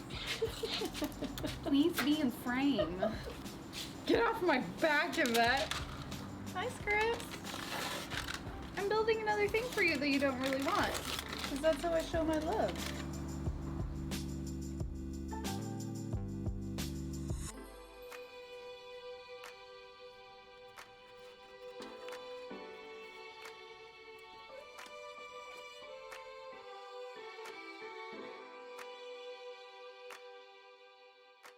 Just gonna try it with a little bit.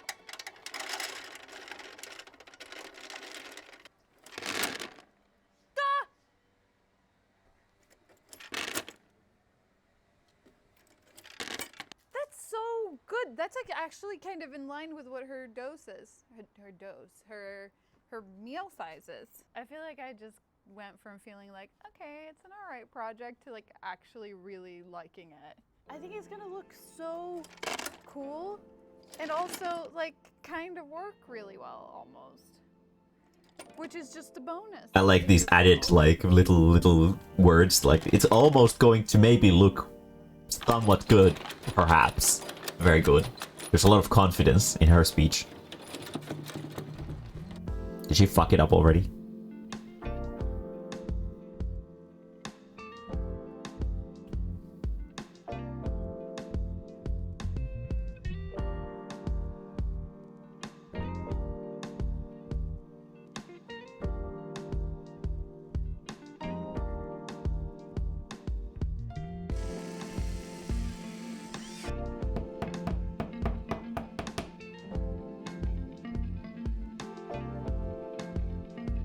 I remember when I was like in elementary school, we'd go to.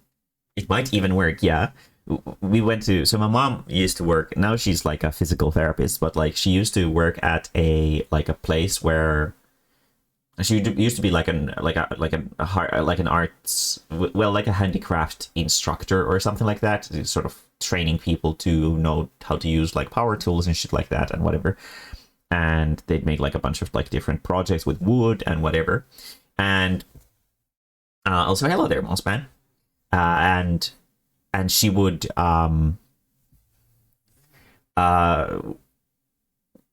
sometimes during summer, especially when me and my sister were off school and we were still too young to be at home properly by ourselves, she would take us to work with her.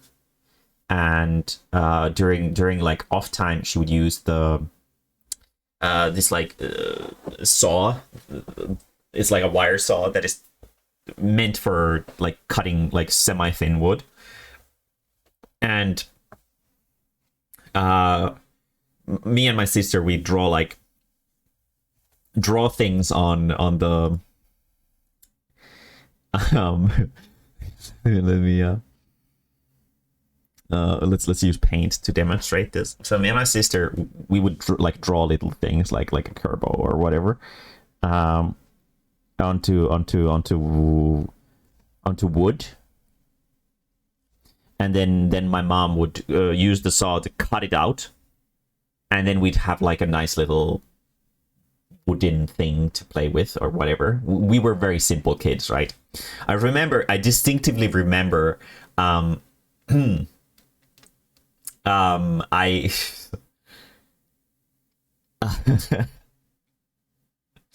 I was making like bugs. That was like the thing that I wanted to make, was bugs. And I drew like a mosquito or something like that. And my mosquito had like a body like this. And its eyes were really big, like. And my mom thought that I drew a dick on purpose to be a piece of shit.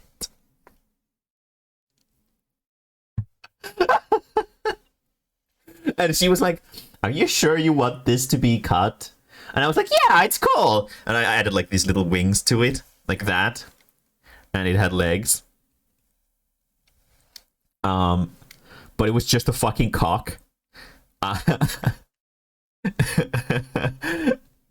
And only after my mom started questioning it, and she had already made it.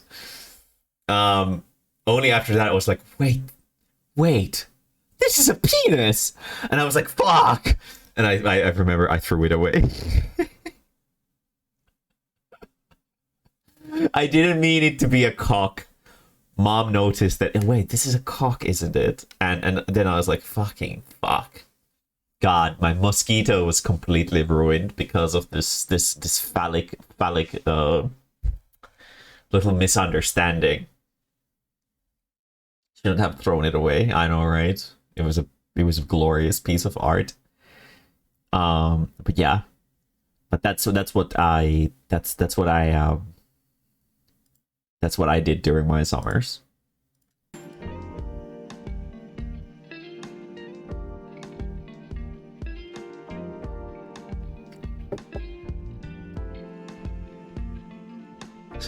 This, yeah, I know, right?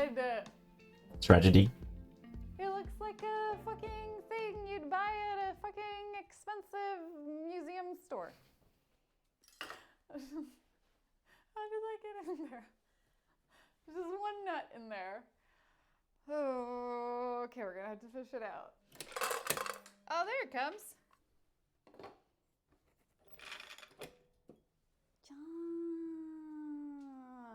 Ooh, look at the ease. Why did you make it that tall or that high up when you're that short? That's the main question. Wouldn't it be easier to have it sort of lower? Oh, her doggo doesn't have a fourth leg. Poor doggo.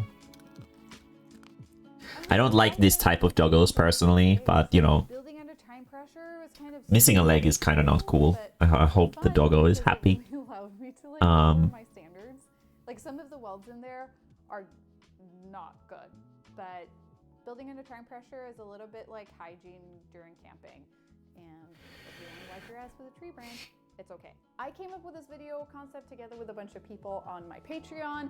Thanks to everyone there who helped me by sending in suggestions and ideas. Here are their names. My personal favorite kinds of doggos are like those lassie types of like really fluffy long-nosed dogs. Those are great. I like those, especially if they're very quiet. Let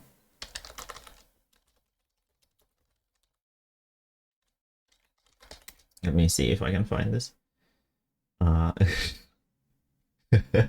love the fact that I can find it with this. I don't know if this is the one, because it was like, yeah, Hebocon. This is the one. Hebocon. Let me see if I can find Hebocon. Like,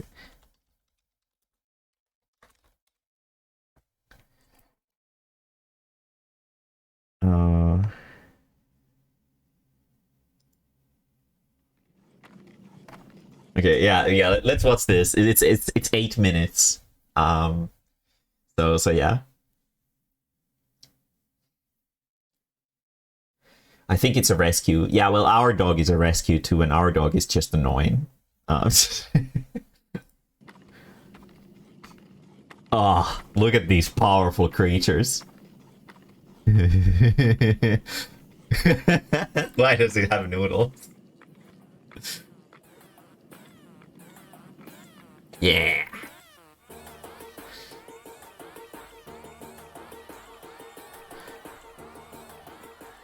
ヘボコンとは技術力の低い人のみを対象としたロボットコンテストです。ロボコンで必要なものは技術力とアイデアですが、ヘボコンで必要なものは妥協と割り切りです。ヘボコンは32体のロボットによるトーナメントが行われます。試合のルールはロボット相撲。転倒するかコート外に出ると負けになります。特徴的なルールとしてハイテクノロジーペナルティがあります。遠隔操作などの高度な技術を使用したロボットは減点を受けます。それでは実際のヘボコンの様子を見てみましょう。Nice. 2014年7月19日、東京カルチャー。事前エントリー78名から先着した31名の出場者が集まっています。ここで初めて会った人たちですが、同じヘボい志を持った人同士、自然と練習試合やロボットの見せ合いが行われていました。ところでなぜ32名でなく31名なのか。私たちがロボットコンテストと聞いてイメージするのは技術力の高いロボットのものです。これがヘボくなった途端に様々な予想外のことが起こります。例えば、そもそもロボットが完成しないこと、エントリーしたものの技術力のなさから途中で断念し、出場をキャンセルする人が相次ぎました。当日参加ロボットが31名になったのも、会場に向かう電車にロボットを忘れた参加者がいたからでした。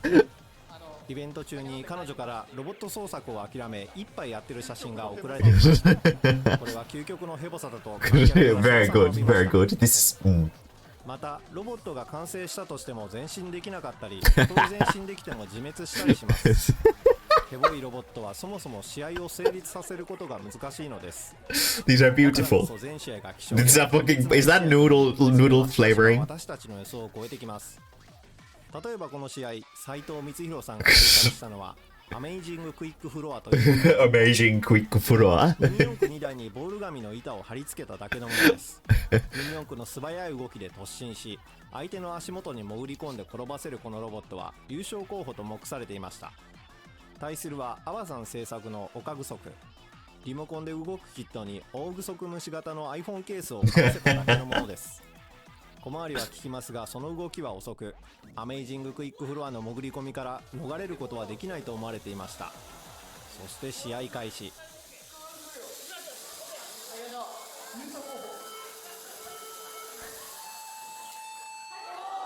Oh shit!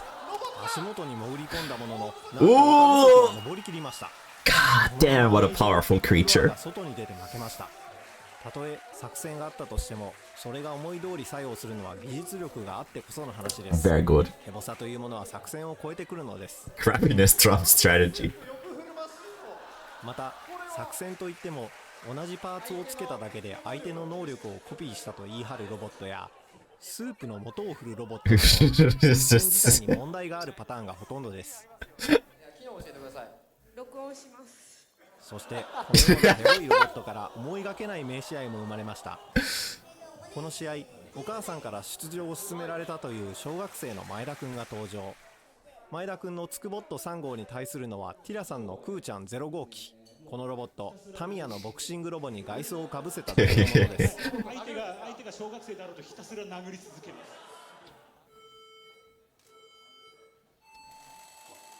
す。What a terrifying situation. Oh, oh no.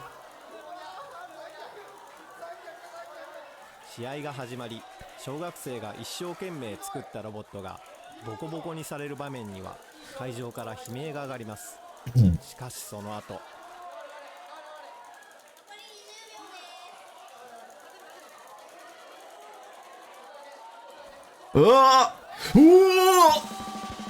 What a fucking powerful move. Holy shit. ちなみに前田くんはその後ヘボコンのアイコンとしてマスコミ各社に紹介され、 Very good. 夏休みの宿題としてヘボコン新聞を発行しました。 That's adorable. 新しいメディアスターの誕生です。 That's adorable. 1回戦の16試合が終わると2回戦は4点にわたって Why does it have dildos for 素材にアダルトグッズを使用したヤマタノオロチン。ヤマタノオロチン。取材に来ているテレビや新聞はヘボコン自体を報道しない可能性がありました。主催側と報道関係者にスリルと興奮をもたらしたロボットでした。また2回戦以降、敗者のパーツを次の試合に使って思いを引き継ぐというヘボコン独自の文化も生まれました。俺の思いを決勝まで。トーナメントを優勝したのは亀太郎1号。ひたすら大きく重いという大人げない勝ち方で制作者の亀太郎さんは品種を変えます。ちょっと狙って作ってあります。ちょっと恥ずかしいです。大会の優勝者に恐縮をもたらすというのもヘボコンならでは。最も技術力が低かった人に選ばれたのは鈴江里さんのコピーロボット。動力にモーターではなくスタンドを使ったことが評価されました。 What a powerful strategy. 鈴江里さんには小学校3年生が真剣に作ったトロフィーが授与されました。こうしてヘボコンは終了。この日、全試合決勝戦と言えるほどの特別でかけがえのない試合が繰り広げられました。 God damn it, that's beautiful. Oh, we're gonna see all the robots? Yes! Oh, fuck.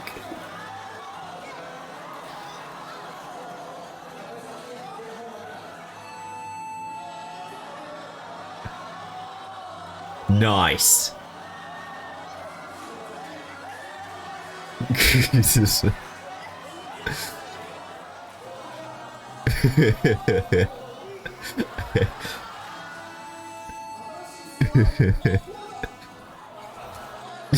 Why did you have money on it?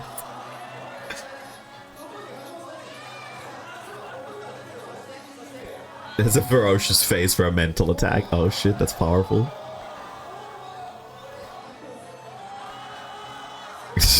What the fuck is this amalgamate horror with the dolls?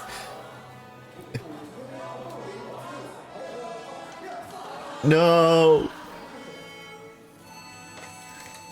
Oh shit. Very good.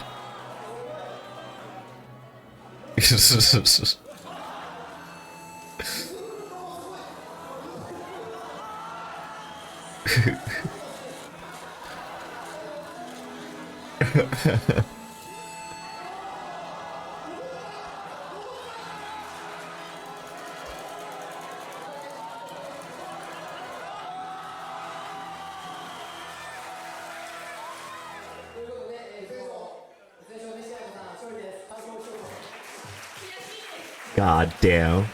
What a beautiful event. Shit. I have to blow my nose. I'm crying from sheer happiness.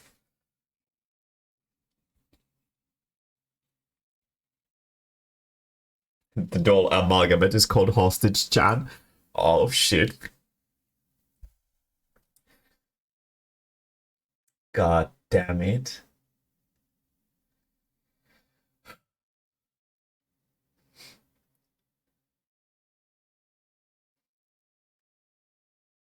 That was beautiful. I'm glad to have introduced you guys to Hebocon. It's a very, I've seen this before, but it never fails to make me happy. These are fantastic. These are fantastic. Very good. Very good. 2016. Is this a different Hebocon? Since nobody has sent more submit funnies, let's see if we can see more Hebocon shit. ヘボコンは技術力の低い人のためのロボットバトルイベント。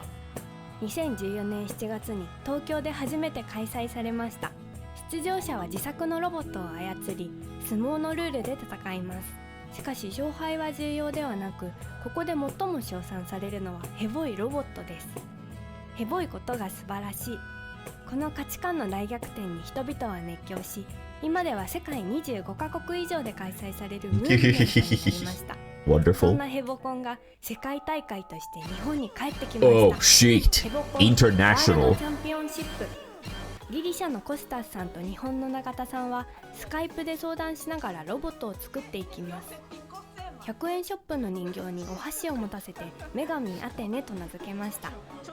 これでギリシャの悪いイメージを塗り替えるんだと2人は言っていますが、エボいロボットに何ができるのかという気持ちを拭いきれません。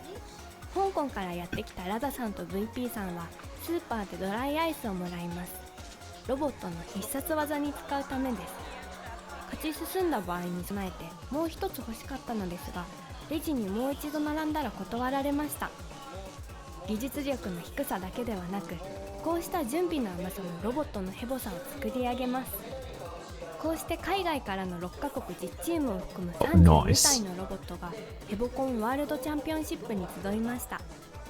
2016年8月7日、場所は第1回大会と同じ東京カルチャー、ヘボコンにとっての聖地です。初めての世界大会にメディアも多く集まっています。第1回から比べるとその数は倍以上です。こちらは日米混合チームヘボメイト。途中からアメリカのメンバーと連絡が取れなくなり、日本メンバーが1人で作りました。コンセプトとして音波攻撃があるってものが決まったので、それだけ導入して、あとは連絡の取れないアメリカ側の意見も反映させる律儀さがかえって物悲しさを誘いました。香港から来たリッキーさん。But it is in the spirit of crappiness. It is in the spirit of crappiness for the partner to ditch in the middle of the コン project. トローラー型のロボットをロボット型のリモコンで動かして相手を混乱させるそうです。そんなことで混乱しないように思いますが、こうした空想上の設定はこれまでのヘボコンでも多く見られました。リッキーさんに本当に混乱すると思いますかと聞いてみたところ、2回力強くイエスと言っていました。ヘボコンの精神が世界に広がったのを実感しました。開始前、ラダさんと VP さんのロボットの手にはお団子の消しゴムがありました。日本の出場者にもらったそうです。ロボットのコンセプトが崩れないのかと聞いたところ、違う国の人と交流するのはいいことだし問題ないとのこと。異文化コミュニケーションが物事を退化させる珍しい事例です。そして大会はスタート。1回戦は1対1のロボット相撲で16試合が行われます。出場したロボットはどれも個性的、動力だって様々です。What is that? フランス日本混合チームのモノリスは動力がコロ。そもそも自走能力はありませんが、押された時により多く押されます。アバさん制作の10カウント。巨大なバッテリーでハンマーを少し振り、ゴングを鳴らした反動で前に進みます。ものすごく遅いですが非常に綺麗な音が鳴ります。動力以外でもヘボさは様々。たくさんの作戦が不発に終わりました。ゴムの力で相手を弾き返すロボットは相手がゴムに引っかかりませんでした。Oh, shit. これはポッキーゲームのロボット。うまくいけばポッキー代わりのトッポがどんどん短くなりキスできるはずなのですが、トッポはすぐに折れました。Oh, no. また主催者から絶対に勝負の前に動作確認しろよというアナウンスがあったにもかかわらず、動かないロボットが続出しました。こちらは銃の必殺技を出すという猫兵器ニャンコロリと、ソーラーパネルが懐中電灯だと動かなかったので金に物を言わせて高い照明を買ってきたパワーピラミッドパワーの戦い。1ミリも動かないニャンコロリと高い照明の力でわずかに動いたパワーピラミッドパワー。移動距離わずか3ミリという記録に残る動かなさで決着しました。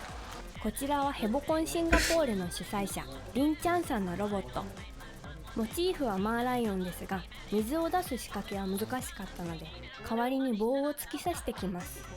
文化的なモニュメントが原始的に攻撃してきました。日本ギリシャチームとドライアイスの香港チームは1回戦で対戦です。コスタスさんはここでもギリシャからスカイプで登場。一方のラダさんと VP さんもドライアイスの煙を口で吹くというアナログな機構で両チーム会場を沸かせていました。こうして1回戦16試合が終わりました。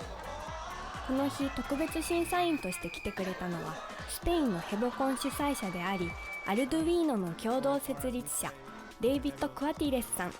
熱心にメモを取って見ていたデイビッドさんのコメントは、あの熱心なメモは何だったのでしょうか。ちなみにデイビッドさんにヘボコンでアルドゥイーノを使うのはどうかと聞いてみたところ、そんなの使ったら知性が宿るからやめろと言っていました。4体のバトルロイヤルによる2回戦が終わり、大会は準決勝へ。ヘボコンには思いを引き継ぐという文化があるらしいので、というチームタナゴが敗者のパーツをつけてきました。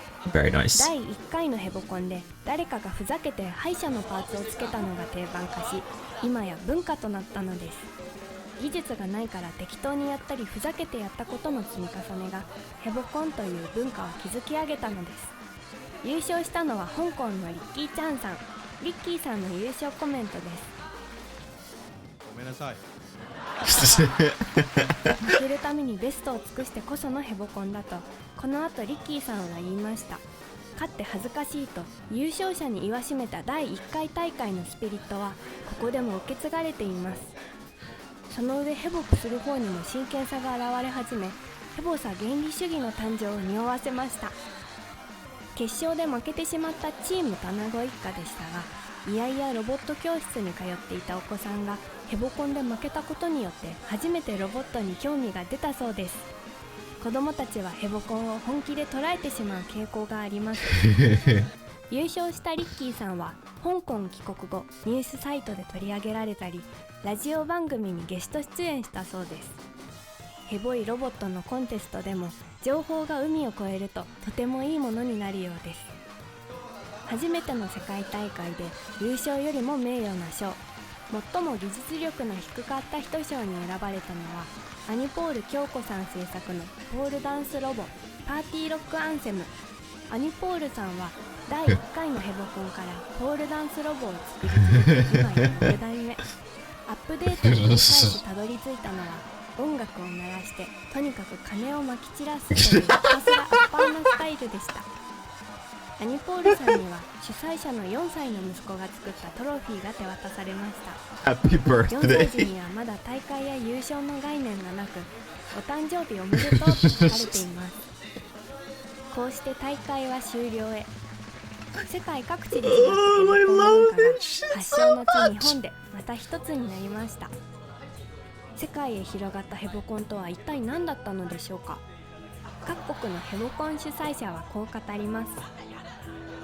Yeah, I thought it was a great way to introduce people to technology so that the technology might be very complicated and might be sometimes a little bit frustrating. But this Hebocon is fun, so it invites people to try things out and enjoy themselves when they're trying. For me, in Hebocon is making peace with failure and realizing that if you don't start going somewhere, you'll never reach to your final destination. So you have to make the first step. Really good message. Really good message. Same applies to stuff like this is what I like to preach a lot when I tell people to draw comics, is you have to make shitty comics first to be able to make good comics someday. A lot of people hate taking the first shitty step, but it's really important for the sake of growth. So being able to stop being afraid of this first step, I think that's the core value I see in Hebocon.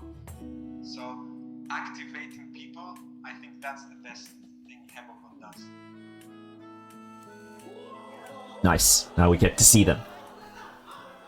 Oh shit, the skeleton hands. Oh, that's terrifying. Oh no, it's defeated. 10 count. I wonder if 10 count is like a reference to the manga. Oh no, it flipped itself.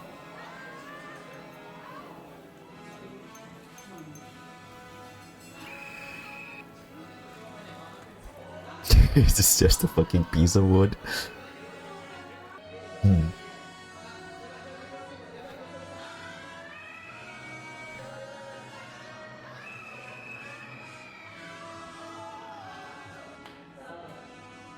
More noodles.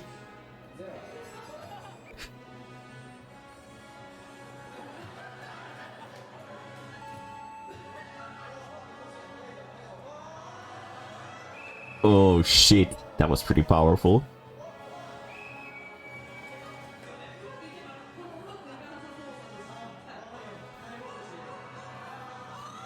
No! Was there a fucking camera on it? No.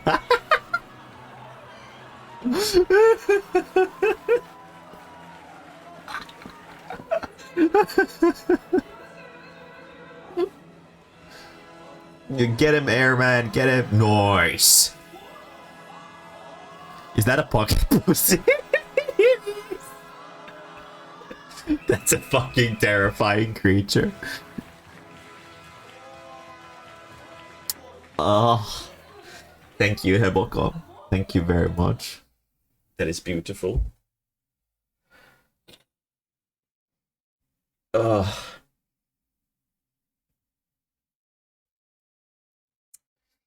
Fantastic. Yeah, the first one had a dildo bot, and now we have like a fucking pocket pussy Gundam. Very good.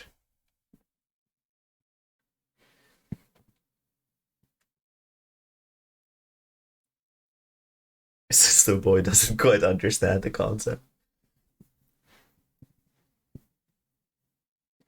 Oh, that was fucking fantastic. God, I love this shit so much. Ah, very good. The pocket pussy should have spit the money out too. True. True. I'm glad they didn't like fill it with lube so that when it like gets punched by a robot it squirts some lube on them. That would be so disgusting. Fucking hell. Very good. Very good, Hebocon. Thank you, very good. Let's see. Oh, a video essay about Squidward. Oh, this is when I think of SpongeBob. This is the meme video essay. Yeah, let's see this one. I remember this one. This is basically a parody of people making video essays on YouTube, if I don't remember wrong. SquarePants and why it works so well. My mind doesn't go to SpongeBob. In fact, it goes to the other characters, like the random fish. Not at all, boy! Patrick Star. Rectangles! Or most of all, the series main antagonist, Squidward Tentacles. I have no soul. Now, many might say that Plankton was the antagonist of the show, or even that there was no antagonist at all. But Squidward is very similar to some of the great antagonists in television or film history, such as the Joker or Syndrome from The Incredibles, because of his relationship to the protagonist. Squidward, like the Joker or Syndrome, pushes the protagonist's limits, attacking their weaknesses and challenging their goals with their own conflicting ones. So let's take a look at why Squidward isn't only the main antagonist in SpongeBob SquarePants, but also the most... Isn't SpongeBob doesn't have Triton, it has King Neptune, right? Triton is from The Little Mermaid. Perfect antagonist in television history. Yeah. The antagonistic force is made clear early on. Something that the very best antagonists have in common is their antagonistic force is made very clear or foreshadowed from the very start. For example, in The Incredibles, the villain Syndrome is introduced early on as a child, or the Joker from The Dark Knight, who is introduced in the very first scene of the film. Squidward is no different. In the very first minute of this first episode of the SpongeBob SquarePants pilot, Squidward's antagonistic force is introduced with masterful yet subtle execution. The intentional showcase of his house in between SpongeBob and Patrick's home foreshadows the antagonist, Squidward's goal of getting in the way of the protagonist, SpongeBob, and his final goal of Patrick Star. Keep this in the back of your mind because we'll get there. A great antagonist pushes the protagonist. Another thing that separates the good and the bad antagonists is their ability to push or challenge the ideology of the protagonist. SpongeBob and Squidward are ideological opposites. Squidward is jaded, pessimistic, but also realistic. Is mayonnaise an instrument? No, Patrick, mayonnaise is not an instrument. Where SpongeBob is innocent, Squidward smells good. optimistic, yet naive. Squidward is constantly pushing SpongeBob's naive and childlike ideology. Take for example in Pizza Delivery, where Squidward pushes SpongeBob's beliefs to their limits by questioning SpongeBob's willingness to put the customer above everything else. Will you let go of that stupid pizza already? I can't. It's for the customer. Who cares about the customer? I do. Well, I don't. Oh, Squidward. This elevates the story because SpongeBob's core ideology was pushed to its absolute limits. The antagonist must be complex. The reason why my mind goes to Squidward when I think of an exceptional antagonist is because Squidward is such a complex one. The reason why having a complex antagonist makes the story work so much better is outlined perfectly by Robert McKee's book, Story, Style, Structure, Substance, and the Principles of Screenwriting. The more powerful and complex the forces of antagonist opposing the character, the more completely realized the character and story must become. And the complexities of Squidward's antagonism can fully be understood when looking at it through the lens of the positive versus the negative in the protagonist and the antagonist. And the SpongeBob episode Dying for Pie is the perfect example of Squidward representing the negative to SpongeBob. At first glance, this may seem as simple as this chart, where SpongeBob represents the positive, love, whereas Squidward represents the negative force of the chart, which is hate. However, Squidward's antagonistic force is not as simple as this. Squidward's antagonistic force in this episode can be better represented by this chart. I mean, while this is obviously parody, some of these theories and stuff like that they're portraying about narrative are actually pretty accurate. Generally speaking, if you have a complex and powerful antagonistic force, it basically compels the main characters to also be more complex and capable, or otherwise it's going to feel unrealistic that the main characters would be able to triumph over the antagonist.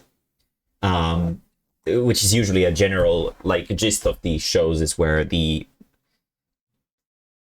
gist of stories with a good antagonist, they usually start off with a situation where the antagonist is already skilled and powerful and superior in basically all aspects to the hero, outside of the fact that they're the hero is a good person and the antagonist is a bad person. And the story becomes interesting because it becomes a journey of seeing if the hero can overcome the antagonist eventually. I'm not really a big JoJo fan myself, but Dio Brando, who's the main antagonist of the JoJo series, is introduced at the very start as this cunning man who sort of tries to take everything away from the protagonist, and then the protagonist grows up to become stronger than Dio and overcomes him. Very, very common in these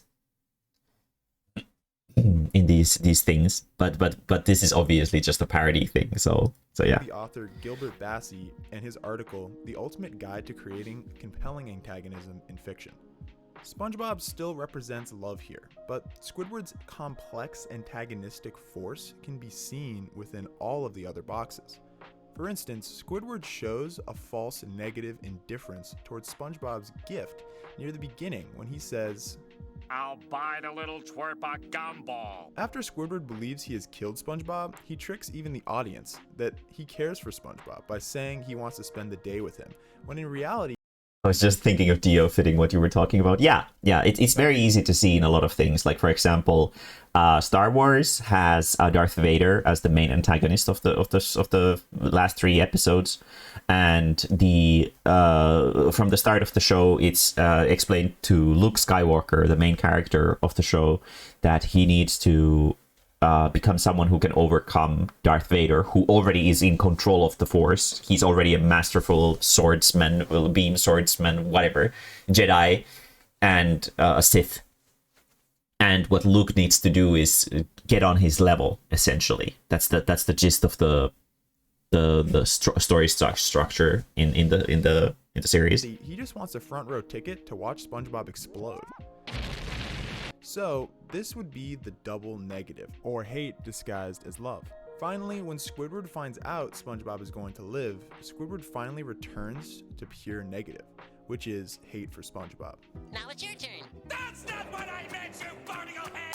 Now, we have established what makes an antagonist complex, but something that makes a great antagonist is how good they are at attacking the protagonist's greatest weaknesses. SpongeBob, like Mr. Incredible, is overly emotional and has an irrationally annoying love for people he's close to, which is actually one of both of their greatest character traits. However, the antagonists in their respective stories, Syndrome and Squidward, are skilled at attacking that. For example, in the same episode we looked at before, Dying for Pie, SpongeBob goes out of his way to make Squidward a homemade gift, which was a sweater made from his own eyelashes. Squidward swiftly and calculatedly rejects SpongeBob, leaving him an absolute wreck. Squidward uses one of SpongeBob's greatest strengths, which is his love for people, including Squidward, and he turns it into a weakness because Squidward doesn't fear death. In fact, he welcomes it in this scene. Here, please hit me as hard as you can. Squidward, I'm working in the kitchen. At night. Don't hold back. This affinity for death makes the sponge sad because he loves his friend so dearly and doesn't want to see him go. Squidward effectively turns SpongeBob's greatest strength into his greatest weakness in a matter of seconds. John Truby, in his book Anatomy of a Story, outlines a simple equation that shows the importance of showing a character's weakness in a story. W times A equals C, where W stands for weaknesses, both psychological and moral. A represents the struggle to accomplish the basic action in the middle of the story, and C stands for the changed person. Weakness times action equals change, or WAC for short, can be seen in Dying for Pie, but taken a step further. In Dying for Pie, SpongeBob's strength, which is his love for Squidward, is actually turned into the W in this equation. Responded to me, did not hear. Wait, what? No, I don't think I've seen a message from you today. And that Almost the crank engine. A, or the struggle to accomplish the basic action of trying to connect with Squidward, equals C, which is a changed sponge that can blow bubbles that explode and doesn't fear death himself. This is a prime example of this whack theory. That's a pretty whack theory. Now, remember when we talked about Squidward's introduction to the series with his house foreshadowing how he will come in between SpongeBob and his ultimate goal of Patrick? Well, this represents Squidward's constant attempts throughout the series at getting between SpongeBob and his ultimate goal of having a romantic relationship with Patrick Star. For instance, in this scene, Squidward interrupts...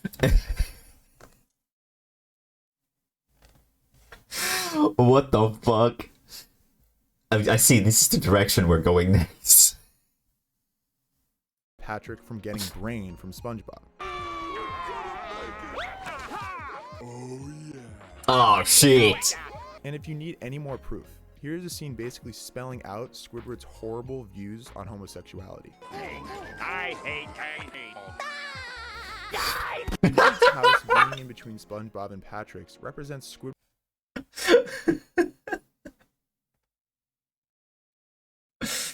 Oh, well, we've been live for a few hours already, so I'm actually thinking of ending the stream here after this one, so I definitely don't have time to look at an entire playlist. I'm sorry. Almost the crank engine. Squidward getting in between the protagonist's ultimate goal of being in a loving relationship. In the great stories, there needs to be a goal that reflects the philosophy and desire of the antagonist. And if the protagonist is only trying to defeat the antagonist because they are evil, then the story lacks depth. But SpongeBob and Squidward have conflicting goals and ideologies, which make it very fascinating to watch. This fascination comes from there being more on the line. Just like in the episode. Yeah, we watched a bunch of weird old gay porn memes. They were beautiful. Is present in another great antagonist in one of television's greatest dramas, Breaking Bad. Could I at least send 2 vids? If they are less than 15 minutes in total length, you can send them through the Discord server in the description.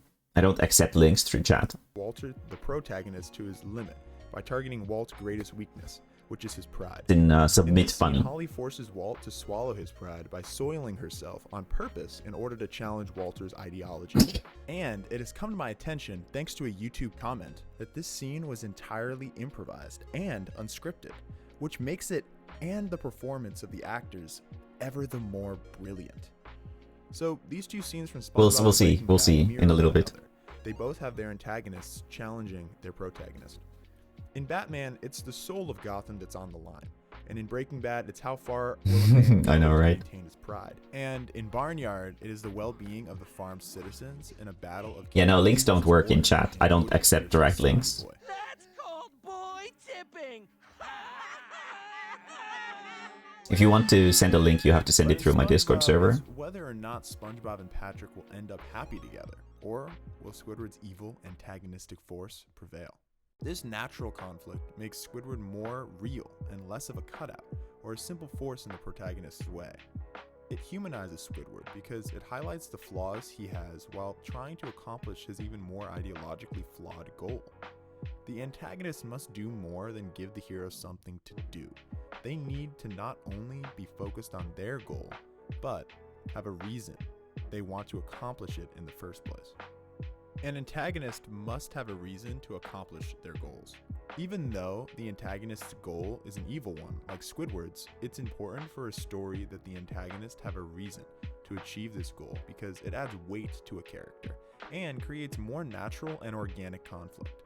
For example, Syndrome's reason for trying to make everyone submit sober funny. was because he had a hatred for superheroes stemming from his relationship with Mr. Incredible. And Squidward's reason to complete his goal of trying to stop SpongeBob and Patrick's relationship stems from a homophobic tendency that was The server is 18 plus, by the way, so I'm hoping you guys are of age. sexual fish denied his artwork. How about this one? I call it bold and brash. More life belongs in my eyes. Yeah, hashtag submit funny. If you're not of age, then I'll have to kick you. The pure chilling brilliance of the writing is revealed. Because who else in history had his artwork denied and was extremely homophobic? Yes, I am referring to the infamous antagonist of the world, Adolf Hitler. It's impossible. Where is this fucking shit going? Holy fuck. Homophobia in Squidward and failure as an artist exactly mirrors that of Adolf Hitler. The similarities between the two antagonists don't stop there. They both had big noses, they both killed themselves, and the He episode went Red there, Nose, oh yeah. It's canon, but they tried to cover it up because they were unsure about letting the audience know that Squidward is literally Hitler. Squidward and Hitler both wanted to live in a gentrified society, and I know he wanted to leave, but I mean, if Hitler got what he wanted, he probably would have gotten sick of it as well. And look what happens when you scramble the letters of Squidward. Wait, did you catch that? Let's go frame by frame to get a closer look and analyze this scene from the episode Bubble Stand. As you can see, perfectly clear, Squidward morphs his body into the shape of a swastika. If this isn't an objective indication of the creator's subjective intentions, I don't know what is. This is why the creators of SpongeBob have moved to mostly torturing Squidward in the recent episodes, because they are trying to give some retribution. Squidward deserves the infinite torture, just like Hitler. Now, I get some criticism for not addressing the critics of my arguments enough on this channel, and I get it. So, many might argue that Squidward wasn't Hitler, because Squidward wasn't evil. However, I would like to prove that Squidward was the epitome of evil with one simple scene. Here, Squidward tries putting a lemon into his tea, and as we know from the series episode Mermaid Man and Barnacle Boy 5, every villain is lemon. And when Squidward tried to put the lemon into his drink, Squidward was so evil Flawless that he logic. tried attacking him, knowing that he needed to be stopped. Some people may say that Squidward was the best part of SpongeBob because they can relate or empathize with him. And empathizing with a character is important. John Truby, the author of The Anatomy of a Story, has this to say about empathizing with a character. To empathize with someone means to care about and understand him. That's why the trick to keeping the audience's interest in a character, even when the character is not likable or is taking immoral actions, is to show the audience the hero's motive. So in empathizing with the antagonist, we can see clearer the protagonist's motives. Squidward, like Hitler, manipulated people into empathizing with him, and in turn gained more power to challenge the protagonist, like Senator Palpatine from the Star Wars prequels. This is the genius of the writing team on SpongeBob, because Squidward manipulates even the audience to like him. So if he is your favorite character, you essentially like Hitler. Squidward being Hitler alongside his antagonistic force being apparent early, his ability to push the SpongeBob to his limits, turn the protagonist's greatest strength into a weakness, and Squidward getting in the way of SpongeBob's ultimate goals is why Squidward is the perfect antagonist. And as always, thanks for watching.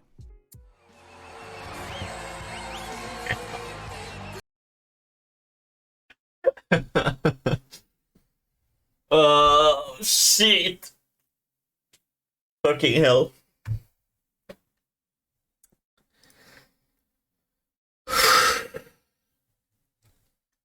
Okay, we have 15 minutes before I'm gonna end the stream here. We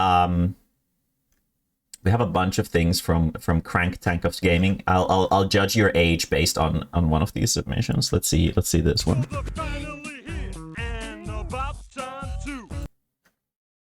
Seen a lot of Donkey Kong memes.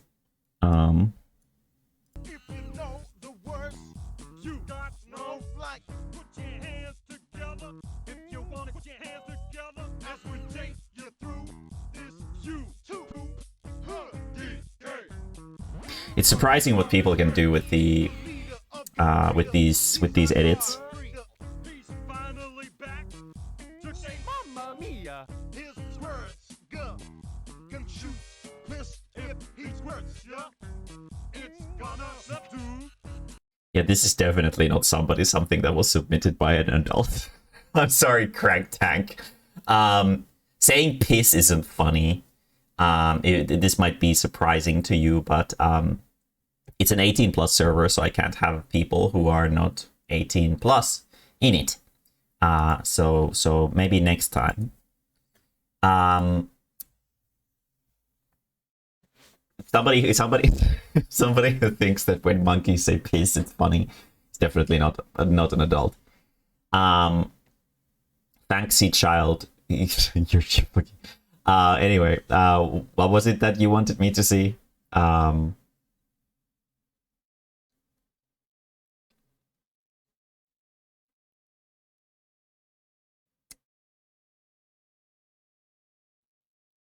Ash Island, everything New Balance. What is this fucking title?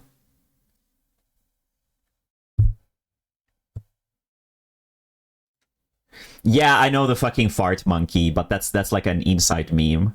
But the Donkey Kong's dancing and singing is already a meme, and it was like a meme like eons ago.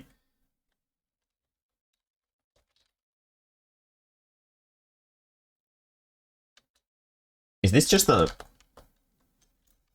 It's just a.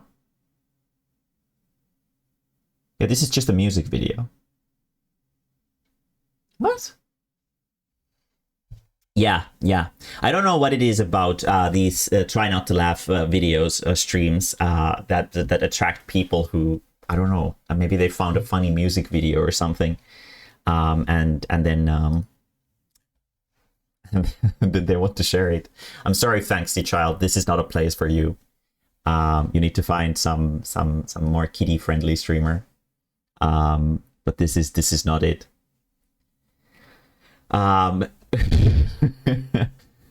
But yeah. Anyway, I think I'm gonna end the stream here, since it's clear that there's no other, well, unless people are sending me more funny gay porn. No, I don't think there's more gay porn here.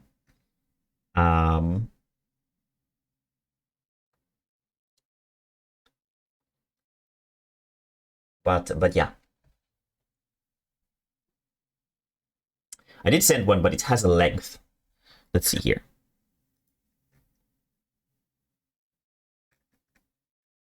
Which one was it?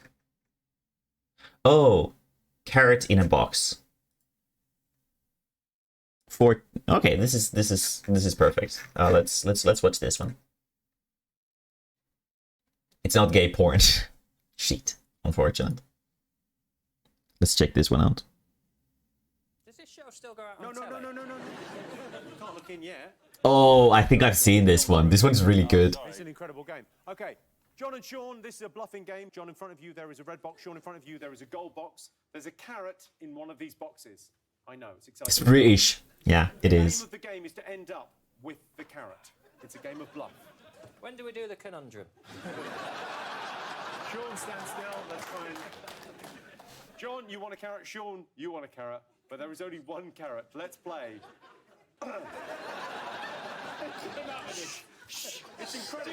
Shush! It's a brilliant game. Shush! I love how he needs to convince them that this is funny, this is fun and enjoyable. This is ruining Christmas. Look at his little face. He's excited about playing. You've got to ruin it for everyone. Yeah, I can't wait to win this carrot. Okay, let's play. Carrot in a box. The guy in the striped shirt sounds like Komoni. Okay, Sean, you can look inside your box. John, you cannot look inside your box. Okay, you want the carrot, Sean. No, don't put no hands in the box. You can look inside the box. Have you looked? Have you seen? Yeah. Okay, you now have to convince John to swap his box if you think he has the carrot, or keep your box. It's a game of bluff. The winner is the one with the carrot. Oh, I'll keep this.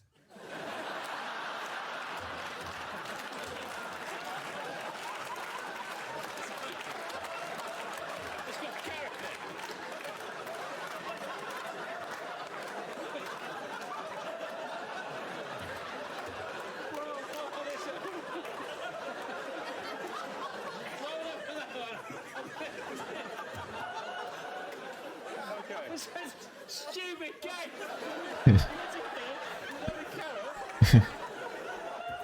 Okay, you have a choice. Do you want to swap or not? I mean, he seems confident there's a carrot in there. He's seen the floor in this game. Jimmy's ploughing on. What do you mean Jimmy's ploughing on? It's my job. Is Sean bluffing? Does he have a carrot in his box?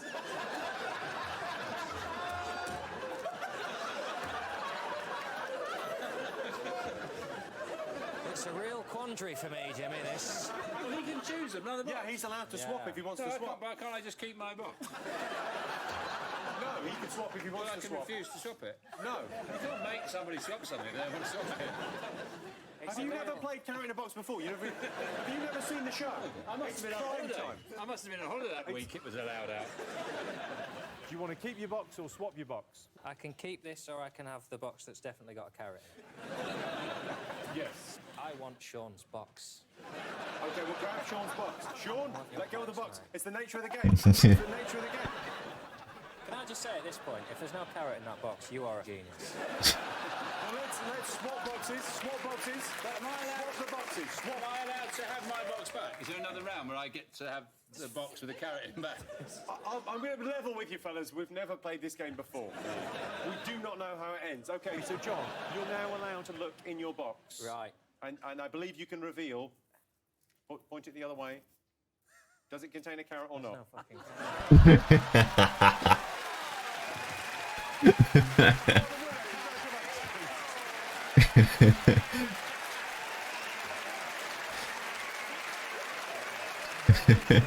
Very well played.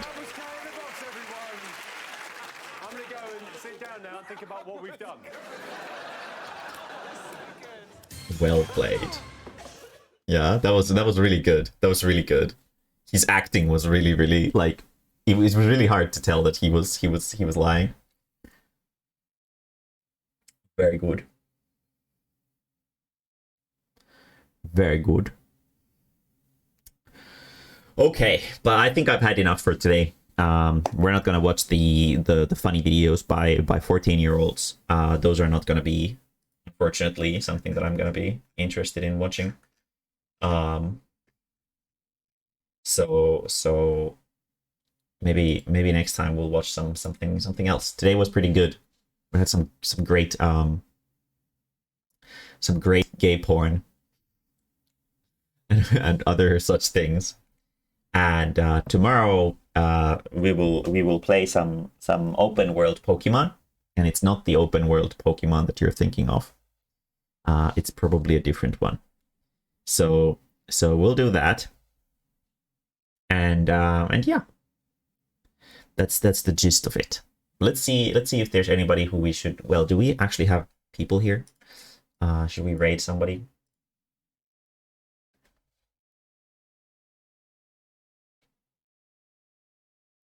I like how my No, it's HD. 3 people. Okay, so not really the best situation to rate somebody. So yeah, thanks for the shitty Robocon. I'm glad you enjoyed Hebocon. It's a good time. But yeah, very good, very good. We rating Vines. I'm glad I got to introduce Hebocon to you guys. It's something that I hold very near and dear to my heart.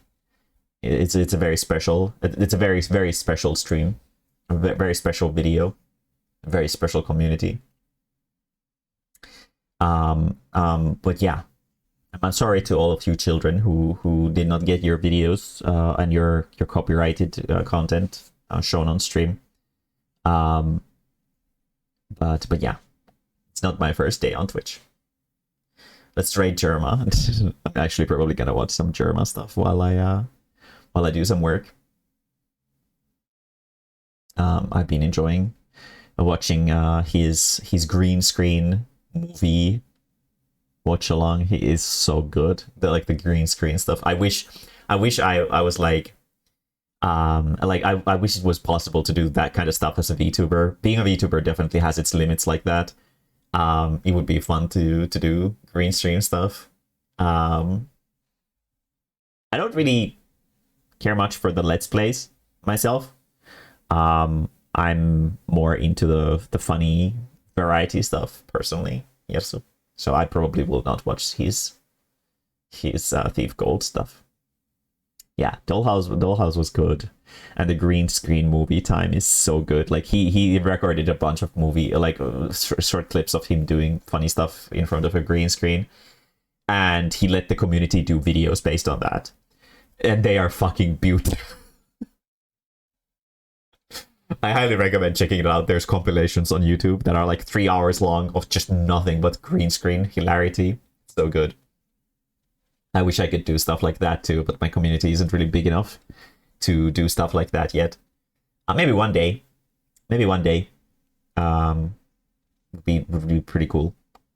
But yeah.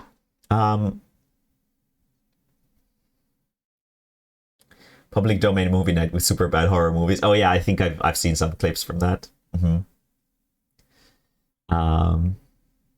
Maybe we should watch some public domain movies one day on stream as well. But yeah, I hope you guys had fun. Deli, I'll boop you on the weekend maybe about playing Magic next week. If I feel like I'd have the energy for it. I was kind of burnt out on Magic because I couldn't get the fucking 30th year anniversary countdown kit. They were sold out when I went to buy them. So I was kind of mentally drained of Magic. All the magic in the world died in that moment. And yeah. But we will maybe play some Magic next week. Thank you for streaming and not falling for debate. Yeah, we've been through this enough.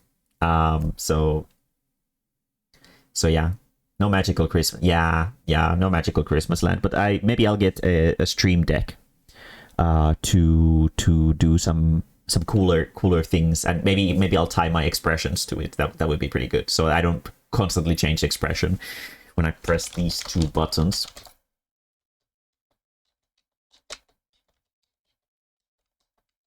Like that. So yeah. If I was God, I'd ban some people upon sending their first message. But yeah. That's the plan. Now I need to go do some work.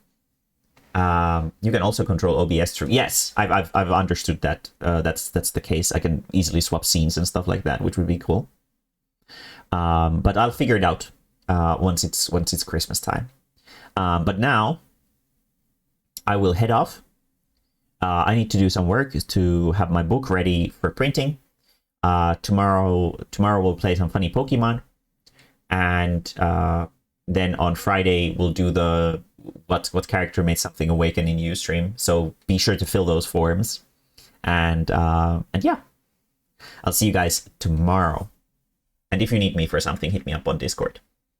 Bye, yo!